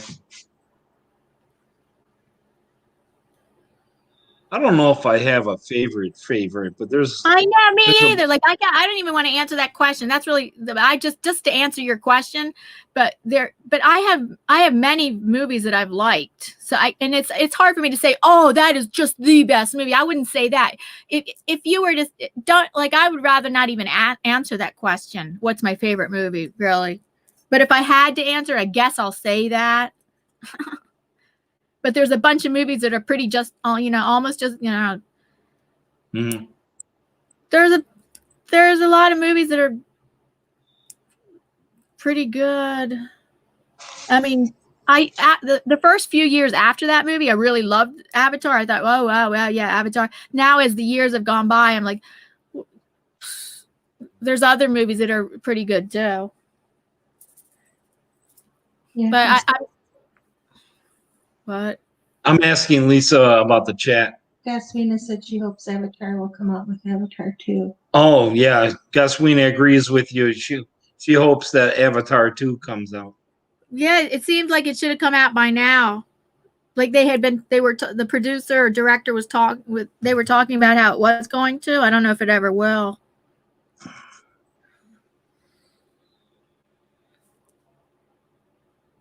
Well, the same director or producer, I forget, it was a director or a producer that created that movie, created Titanic. Mm-hmm. Oh, James Cameron?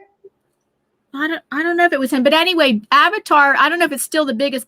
He beat his own record because Titanic was the box office record.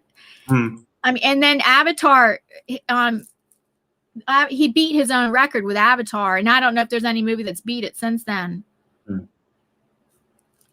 What's the one that you like, Lisa? The one artist producer Tim Burton? Is it Tim Burton? Yeah. Yeah, she loves. So you must love Nightmare Before Christmas. Yeah, I love Tim Burton. Yeah, says that he's a genius. Yeah, he probably is. Artistically, you know, the way, to create all that.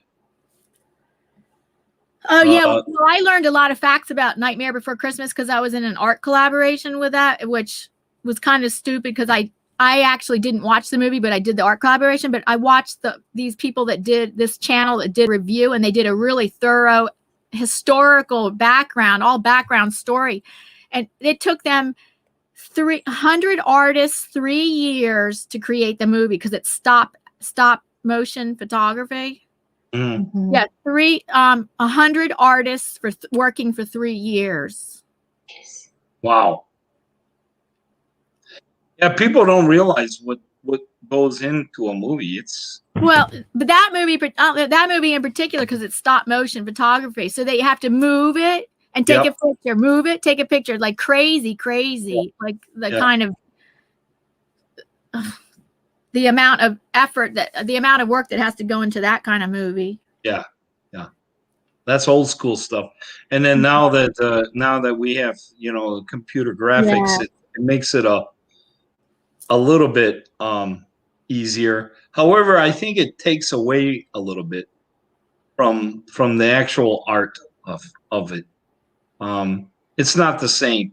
You know, a lot of these movies today, action movies, they're all CG, and you know, instead of blowing up a car, they actually, you know, make it CG, and it's not the same as seeing the actual car being blown up.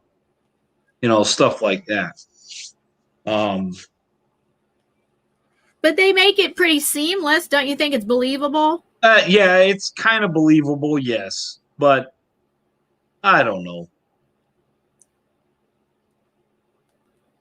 It's like the argument of taking pictures on film versus digital. Digital. You know,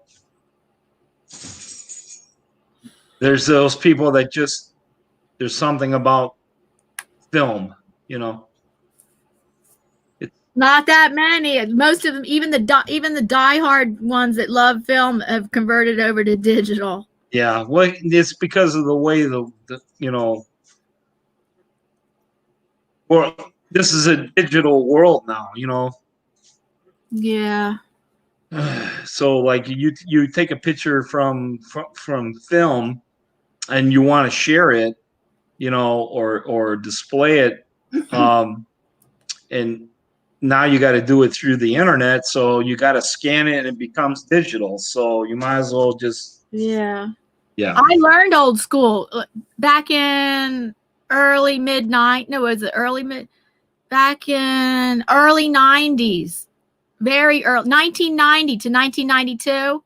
And I learned how to in the darkroom taking the film, the roll of film. You have to be in complete darkness to take the film off the roll and put it into the developing canister. Then you can go into the darkroom, and of course, the darker, then you can see what you're doing because they have darkroom lights in there. Yeah, I developed photography. That's how they taught us photography. I don't know I wonder how they teach photography now, if they even teach it that way anymore. Probably not, because that was film.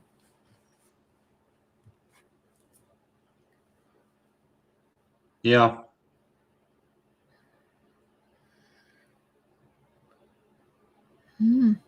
I don't know, you know, things, we try to progress and make life easier and better, but sometimes I think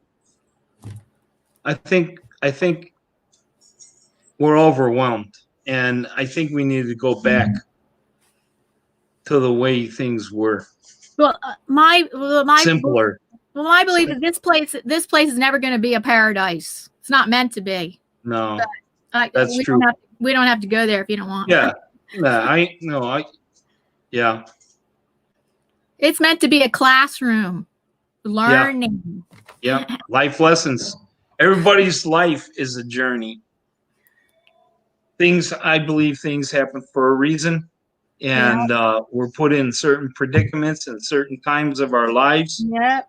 And a lot of those predicaments and situations in our lives are simply to help other people.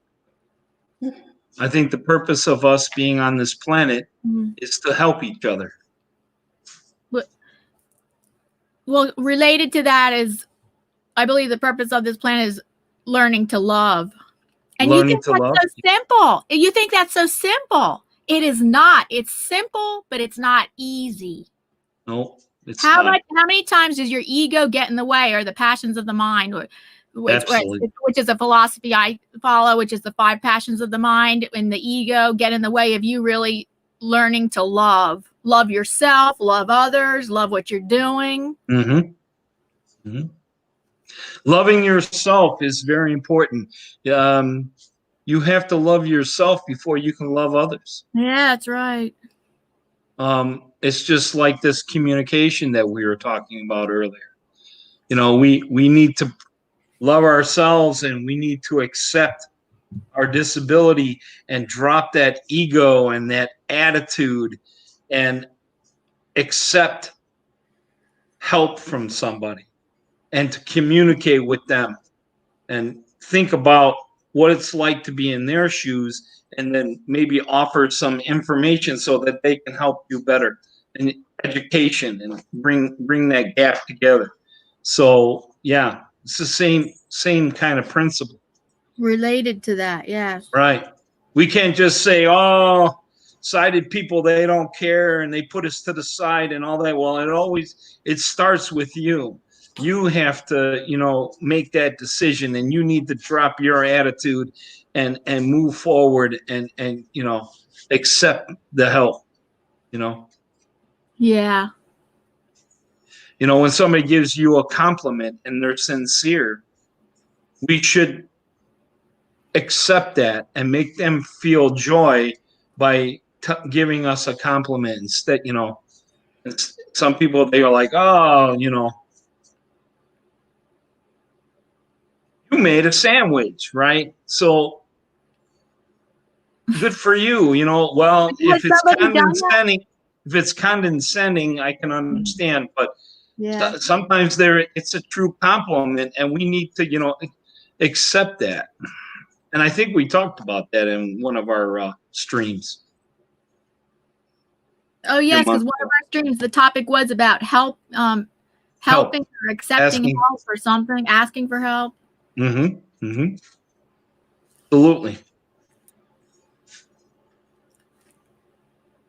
Anything going on in the chat? No. Who's all here still? Okay, tell me, everybody, tell me who's here. Well, I don't know. The last people that spoke were Goswina and Old Buzzard Bait. Oh, Buzzard Bait. Yeah. He left and came back, and I think he probably left again. And now it only shows 3 people are in the chat. I don't know if I'm one of them because I'm following the chat. No, you know what? I think I thought that when somebody's on panel, I don't think it's included in the chat. Oh, okay. I thought it would be, but I'm following it like double. Like I'm on the panel, but if I'm following it right here on my iPad, like, oh yeah, that counts like I'm somebody. Okay. Extra. Okay. Well. Yeah, that was okay. I guess it was a good discussion. Yes, it was a good discussion, but. I sent, that list you gave me. I contacted everybody. Unfortunately, those people I contacted did not show up. And I don't think anybody on the email list did. On my email list, which I have not cut that down. Like we've cut back on that, the list that we've cut. Yeah, because there were some people that right. Yeah. But on the email list, I have not cut that back because it just was going to create more work for me in a way. Yeah. He's Yeah. going to actually create double some pretty extra work for me. Mhm. So that's why I've not cut back on the. So the email list is like the same as it was, and that email list is about 25 people, 20 people or something.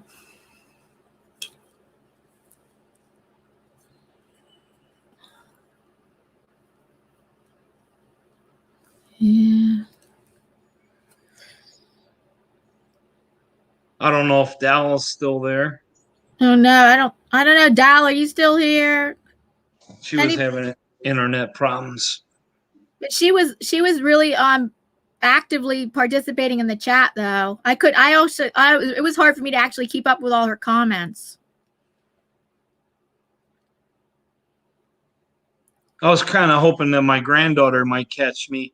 I sent a link of this chat to my daughter-in-law. Yeah.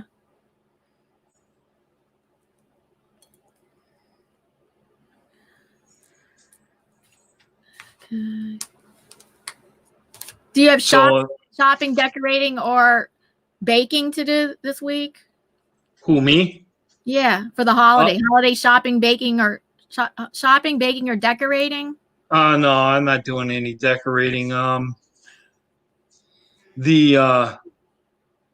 We've got a lot of food from doing the Thanksgiving thing when I made my turkeys. So Our turkey was 20 pounds for 2 people, and we ate it within a few days. wow. I think my husband didn't strip all the meat off the bones. He goes, oh, he stripped the easiest part. He carved the easiest meat off. And he says, but I'm not going to go into, and I didn't see what he was talking about. He was telling me later. And I'm thinking, I wonder if that's why, because 20 pounds, how did we get through 20 pounds of meat? Oh yeah. After the leftovers fit in a container like this. So I'm thinking, wow, was there a lot of meat that he just, it was too hard for him and he didn't want to carve it off? Because that 20 pounds, my aunt used to make a 20-pound turkey, and that turkey would feed 6 people or more, and then be tons of leftovers. So I don't get it. Well, some people, old school, they would, slice one slice at a time, like on the breast, right? Well, I've noticed that a lot of people now, they just cut the whole breast out and then slice it on the cutting board. There's a way to do it. And I did that for the first time, and you get a lot of meat. Instead of doing it the other way, you can actually cut down the spine of the turkey and then start working your way under it. And you've got this whole hunk of breast comes off at once, and you don't waste a lot of the meat that way. So he loves cooking a turkey. That was his first time cooking it on Thanksgiving, and he loves it. And he bought like even more, like a real roasting pan and a gravy thing. And nice. And he wants. Nice. We're gonna have turkey again on Christmas because I love turkey. I don't like ham. I don't like ham on Christmas. Our family tradition is always to have turkey on Christmas. So that's great with me because I love having turkey on Christmas. I do the turkey at Thanksgiving. Christmas, it was either ham or beef, something like that. On Christmas Eve, I make shrimp Alfredo, homemade. Right, I remember you said it's very decadent. Yeah, it's very decadent. Yeah, very rich. Maybe I'll get your recipe on that. Maybe I'll try making that. I think I did send you a. I know, but I know. Send it to me again. It got lost in the ethers.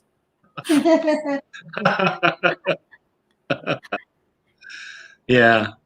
So on Christmas Eve, I do the. I Christmas like to try fettuccine. That. But is the sauce really tricky? No, not really. It's just. You have to make a roux. Yeah. It's kind of like a roux, but there's no flour involved with this one. Oh, okay. Because it's more like a sauce instead of a gravy.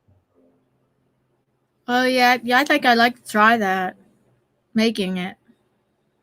Oh, Gaswina's still here. Yay, Gaswina. Oh, let's see what time is it. She's 6 hours ahead of me, so it's 9 o'clock where she is. 9? Okay. No, I'm sorry, it's 8 o'clock. 8. So Not too late for her. that means 1 o'clock here then, right? It's 1, Lisa? Yeah. Okay. Gaswina loves to cook. I was asking her what she's making for Christmas before. What is she making? Oh yeah, Gaswina, tell us again. What are you making for Christmas?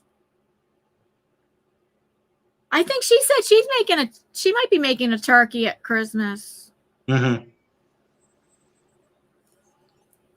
Yeah, I went crazy with mine when I made the turkey. Yeah, that was a gourmet turkey. Yeah, it came out good. Basically, it was a Martha Stewart recipe. I'm waiting for Gaswina to answer. If she's probably typing in.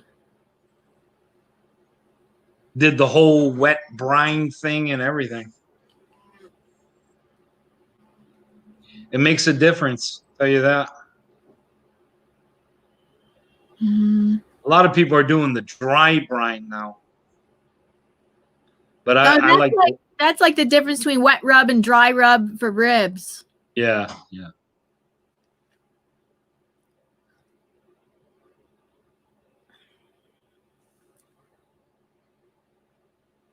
So we had a 15 to 16 pound turkey, and we still have leftovers. They're in the freezer. I don't get it.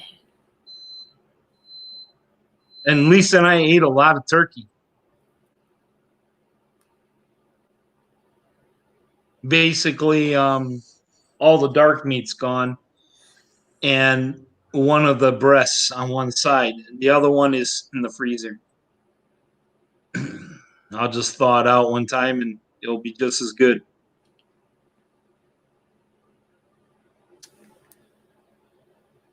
Nice and not dry, nothing.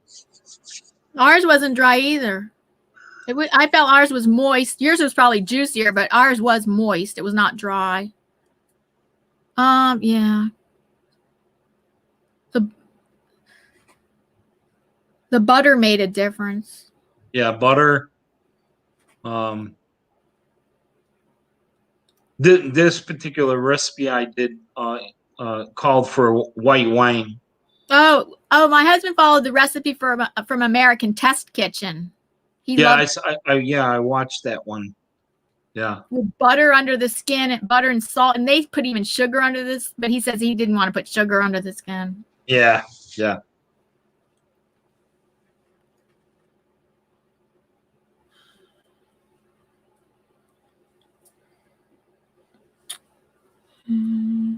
Oh wait, she got answers because she's having lamb roulade on the first and turkey on the second day. Oh, lamb roulade. Huh? Yeah, cooking is one of her hobbies, she said. So man, she gets into it. Yaswina, I'm coming over. I love lamb. It's expensive here. The lamb chops are just outrageous. Hi, D-Clans fans. But I remember my mom once in a while making lamb, and I have it with mint sauce, and yeah, I grew up on that stuff, man. You grew up on lamb? Lamb, and everything was homemade. Yeah. Roast beef, lamb, stewed chicken, some Polish dishes, gołąbki, which is like pigs in a blanket, meat rolls and cabbage. Pierogi, it's like little dumplings. Oh yeah, I know a pierogi. I've eaten them before, but not homemade. The frozen kind, but I still love them. I still love them. Yeah. Pierogi. Yeah, my parents, are old school. They're from Europe. My dad's from Poland. My mom's from Yeah, that's England. a real Polish dish. So growing up, they were old school. We didn't go out to eat very often. And funny story before we leave, Lisa can't believe this, but when I was growing up, I had pizza once a year. Oh yeah, yeah. Once a year, you said. Once a year. I didn't know. Oh yeah, I remember. I remember vaguely you saying that. Yeah. And Lisa's like, "What? You didn't have once a year? once a year? Are you crazy? We had it like every week." I'm like, "Yeah, well, my mom and dad didn't do that, especially my dad." My mom, I grew up with my mom because my parents got divorced when I was like 7 or 8, and then I lived with my mother. We never had pizza ever. The only time I had pizza was with my next door neighbors when I ate over there. Mm-hmm. I don't know if she's ever eaten pizza. If she has eaten pizza, she's very, very few times in her life. It's just not one of her things. Yeah.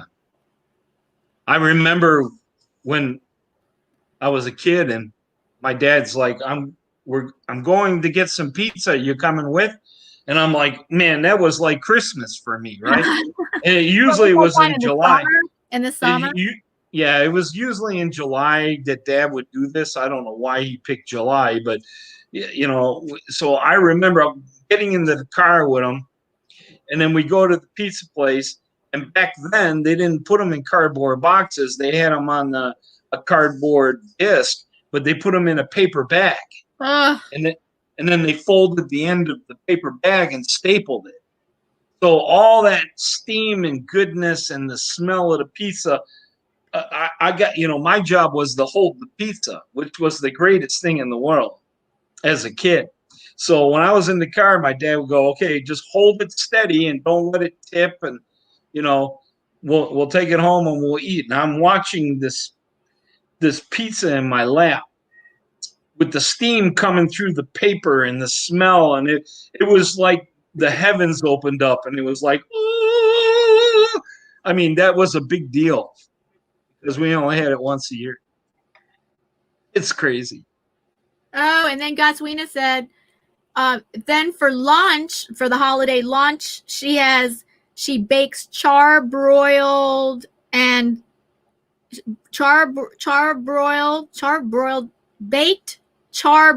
something and salmon tuna salad. No, maybe she makes charbroiled salmon and tuna. I don't know. And then salad. I don't know. She's running the words together. Garlic bread. Garlic bread. It's garlic bread? Is that what it says? No, that's not what I say. But what? Okay. I think that's what she meant to. Lisa thinks that's what she meant. Oh, okay, yeah. Man, I'm going over to Goswina's, man. I'm hanging out there. I'm a big foodie, as you can tell. I'm not a small man.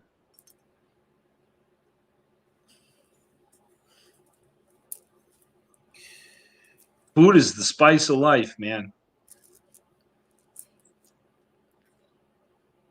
And I believe too that, how you cook it, the way you cook it with your attitude and just thoughts, and if you put love into the food, you can taste that love. If you are right, that's true. If you're in a bad mood or you feel like crap or you just have all this anger inside you, exactly, and then you cook something, it tastes like crap. It's not the same. That's the same for putting love into anything you do. Yes, exactly.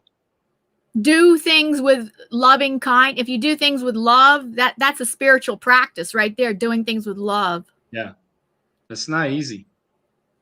I know it's simple, but it's not easy. Yeah. It's so simple. It's so easy to get into that attitude quickly and just go off. And it's hard to reserve that and do it the opposite way of love. It's harder. Well, I'll be back in a minute. Okay. You getting more pretzels? No. Yasmina wrote Will is large too, Paul. Yeah. Will, like, yeah, well, it's, I wouldn't, you know, how do I want to put it? Man, I getting old, you just lose your friggin' mind. I wouldn't doubt it because of the food that you cook, Yasmina. All of it sounds very lovely. Yeah.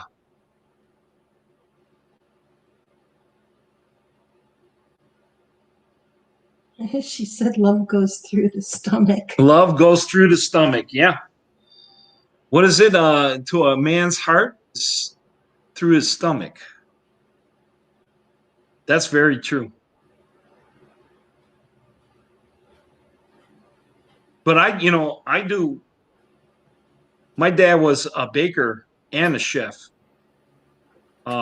Mainly a baker all his life, but he did chefing. He learned it in the war, and he did a little chefing, but mainly he was a baker. So we had all fresh baked goods, bread, cookies, cakes, Who, all your that stuff. dad? Your dad? Yeah, my dad was a baker, so we all had fresh stuff. All his life he was a baker and a chef. So he taught my mom some stuff too. So as a kid, I kind of learned a few things, and then now I do most of the cooking. Lisa says she can't cook, but it's bullshit. She just wants me to cook, because there's a couple times she ends up making a few things, and I'm like, this is fantastic. You said you can't cook. I think she's pulling my leg.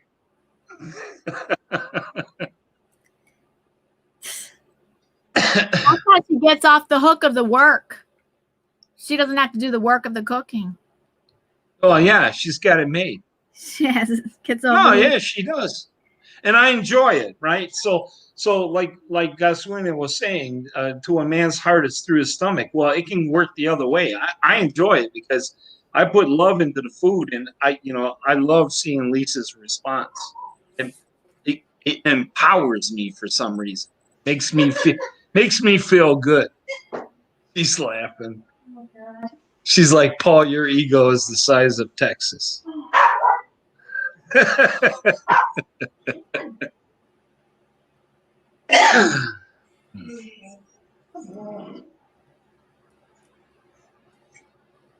right, I guess I'm gonna close this. Okay. Do you want to grab Bocce, Lisa? What, to show him to the camera? Yeah, I was gonna. He just came in. I got him already. He's in. No, I meant I want to show him on the camera before we go, because some people like to see Bocce. Bocce is a rescue dog. I rescued him when he was 4 years old from Louisiana. Yeah, and he's 15 years old now, right? He's 15, yeah. And he had eye problems, and eventually we had to have him removed. So we both went blind together. Yeah. That's so amazing. He's my inspiration. He gets around. Here's my little Shih Tzu, Bocce, Baci. His name is. Which is Italian for kisses. For kisses, because he loves to give kisses. I don't know. Is he in the camera? Yeah. Yeah. Say hi, Bocce. So he has no eyes.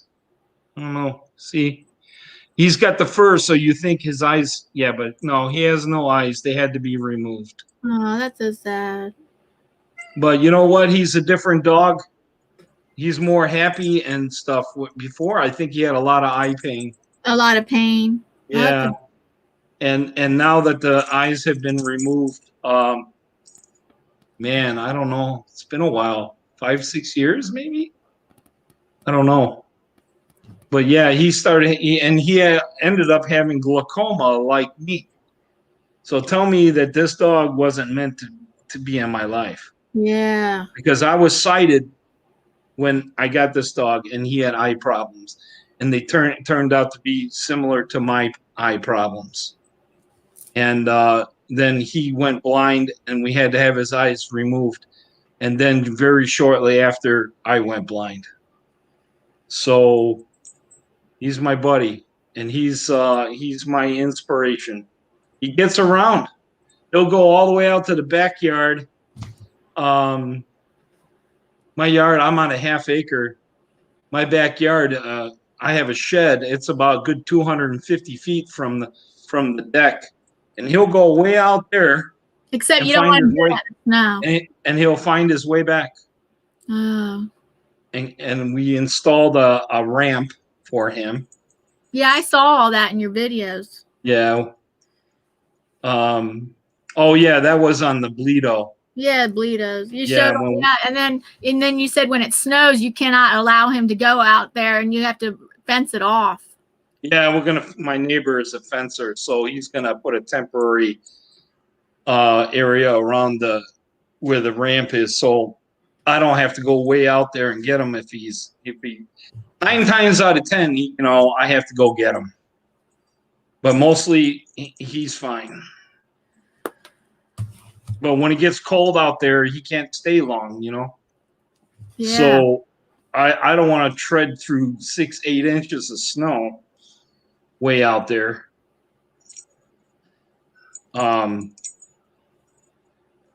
He'll barrel through it and make a little track,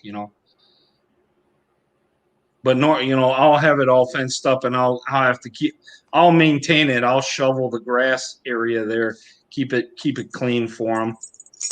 But yeah, that's Bocce. All right, Bocce. Oh, nice seeing you, Bocce.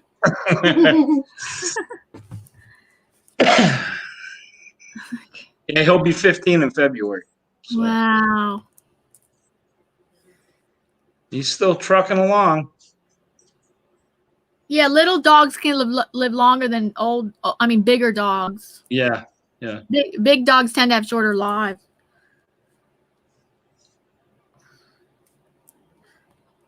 Okay, enjoy the rest of your day. Yep. Thank you, everybody. Thank you to those who are in the chat. Goswina, I don't know if Goswina might be the only one in the chat. There was a bunch of other people here, but I don't know who's still here. Thank you for Jordan coming on panel, and thank you, Dal Cecil Runo, for coming up. And our next one is the first Sunday of every month, and it's going to be January. It'll be January. Let me get the date. Yeah, what? It will be January 3rd. January 3rd. Okay. Our next one will be the first. It's always the first Sunday of the month, so it's going to be Sunday, January 3rd, 2021. So happy holidays to everybody, and happy holidays, and a prosperous and happy new year. And with that, I'll see you next year. Yeah, we'll see it. The people, our YouTube blind community, whatever. I mean, we chat with people in between then. Well, but I'm in here. Yeah, some people we only see during these monthly live streams, and other people we chat throughout the month. Mm-hmm. Yep. Okay. So well, it was sad that Dal was having problems with her internet, because so is Jordan. Yeah, it's a shame because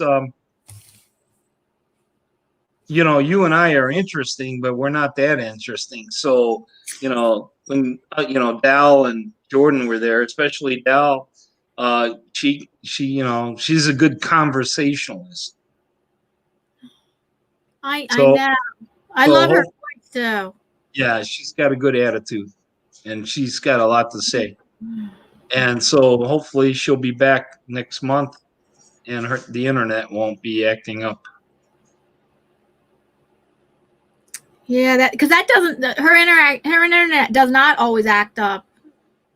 No, I think this is the first time it was happening. Goswina says, "Yeah, thank you, Diana and Paul, and happy holidays." Yep. She might be the only one left in the chat. Anybody else left in the chat? Oh, thank you. Yeah, just Lisa. Lisa's there. Yeah. Okay. Okay. Thumbs up. Everybody. Bye. Take care. Okay, Bye-bye. bye. I'll chat to you guys later. With you guys later. Bye. Bye.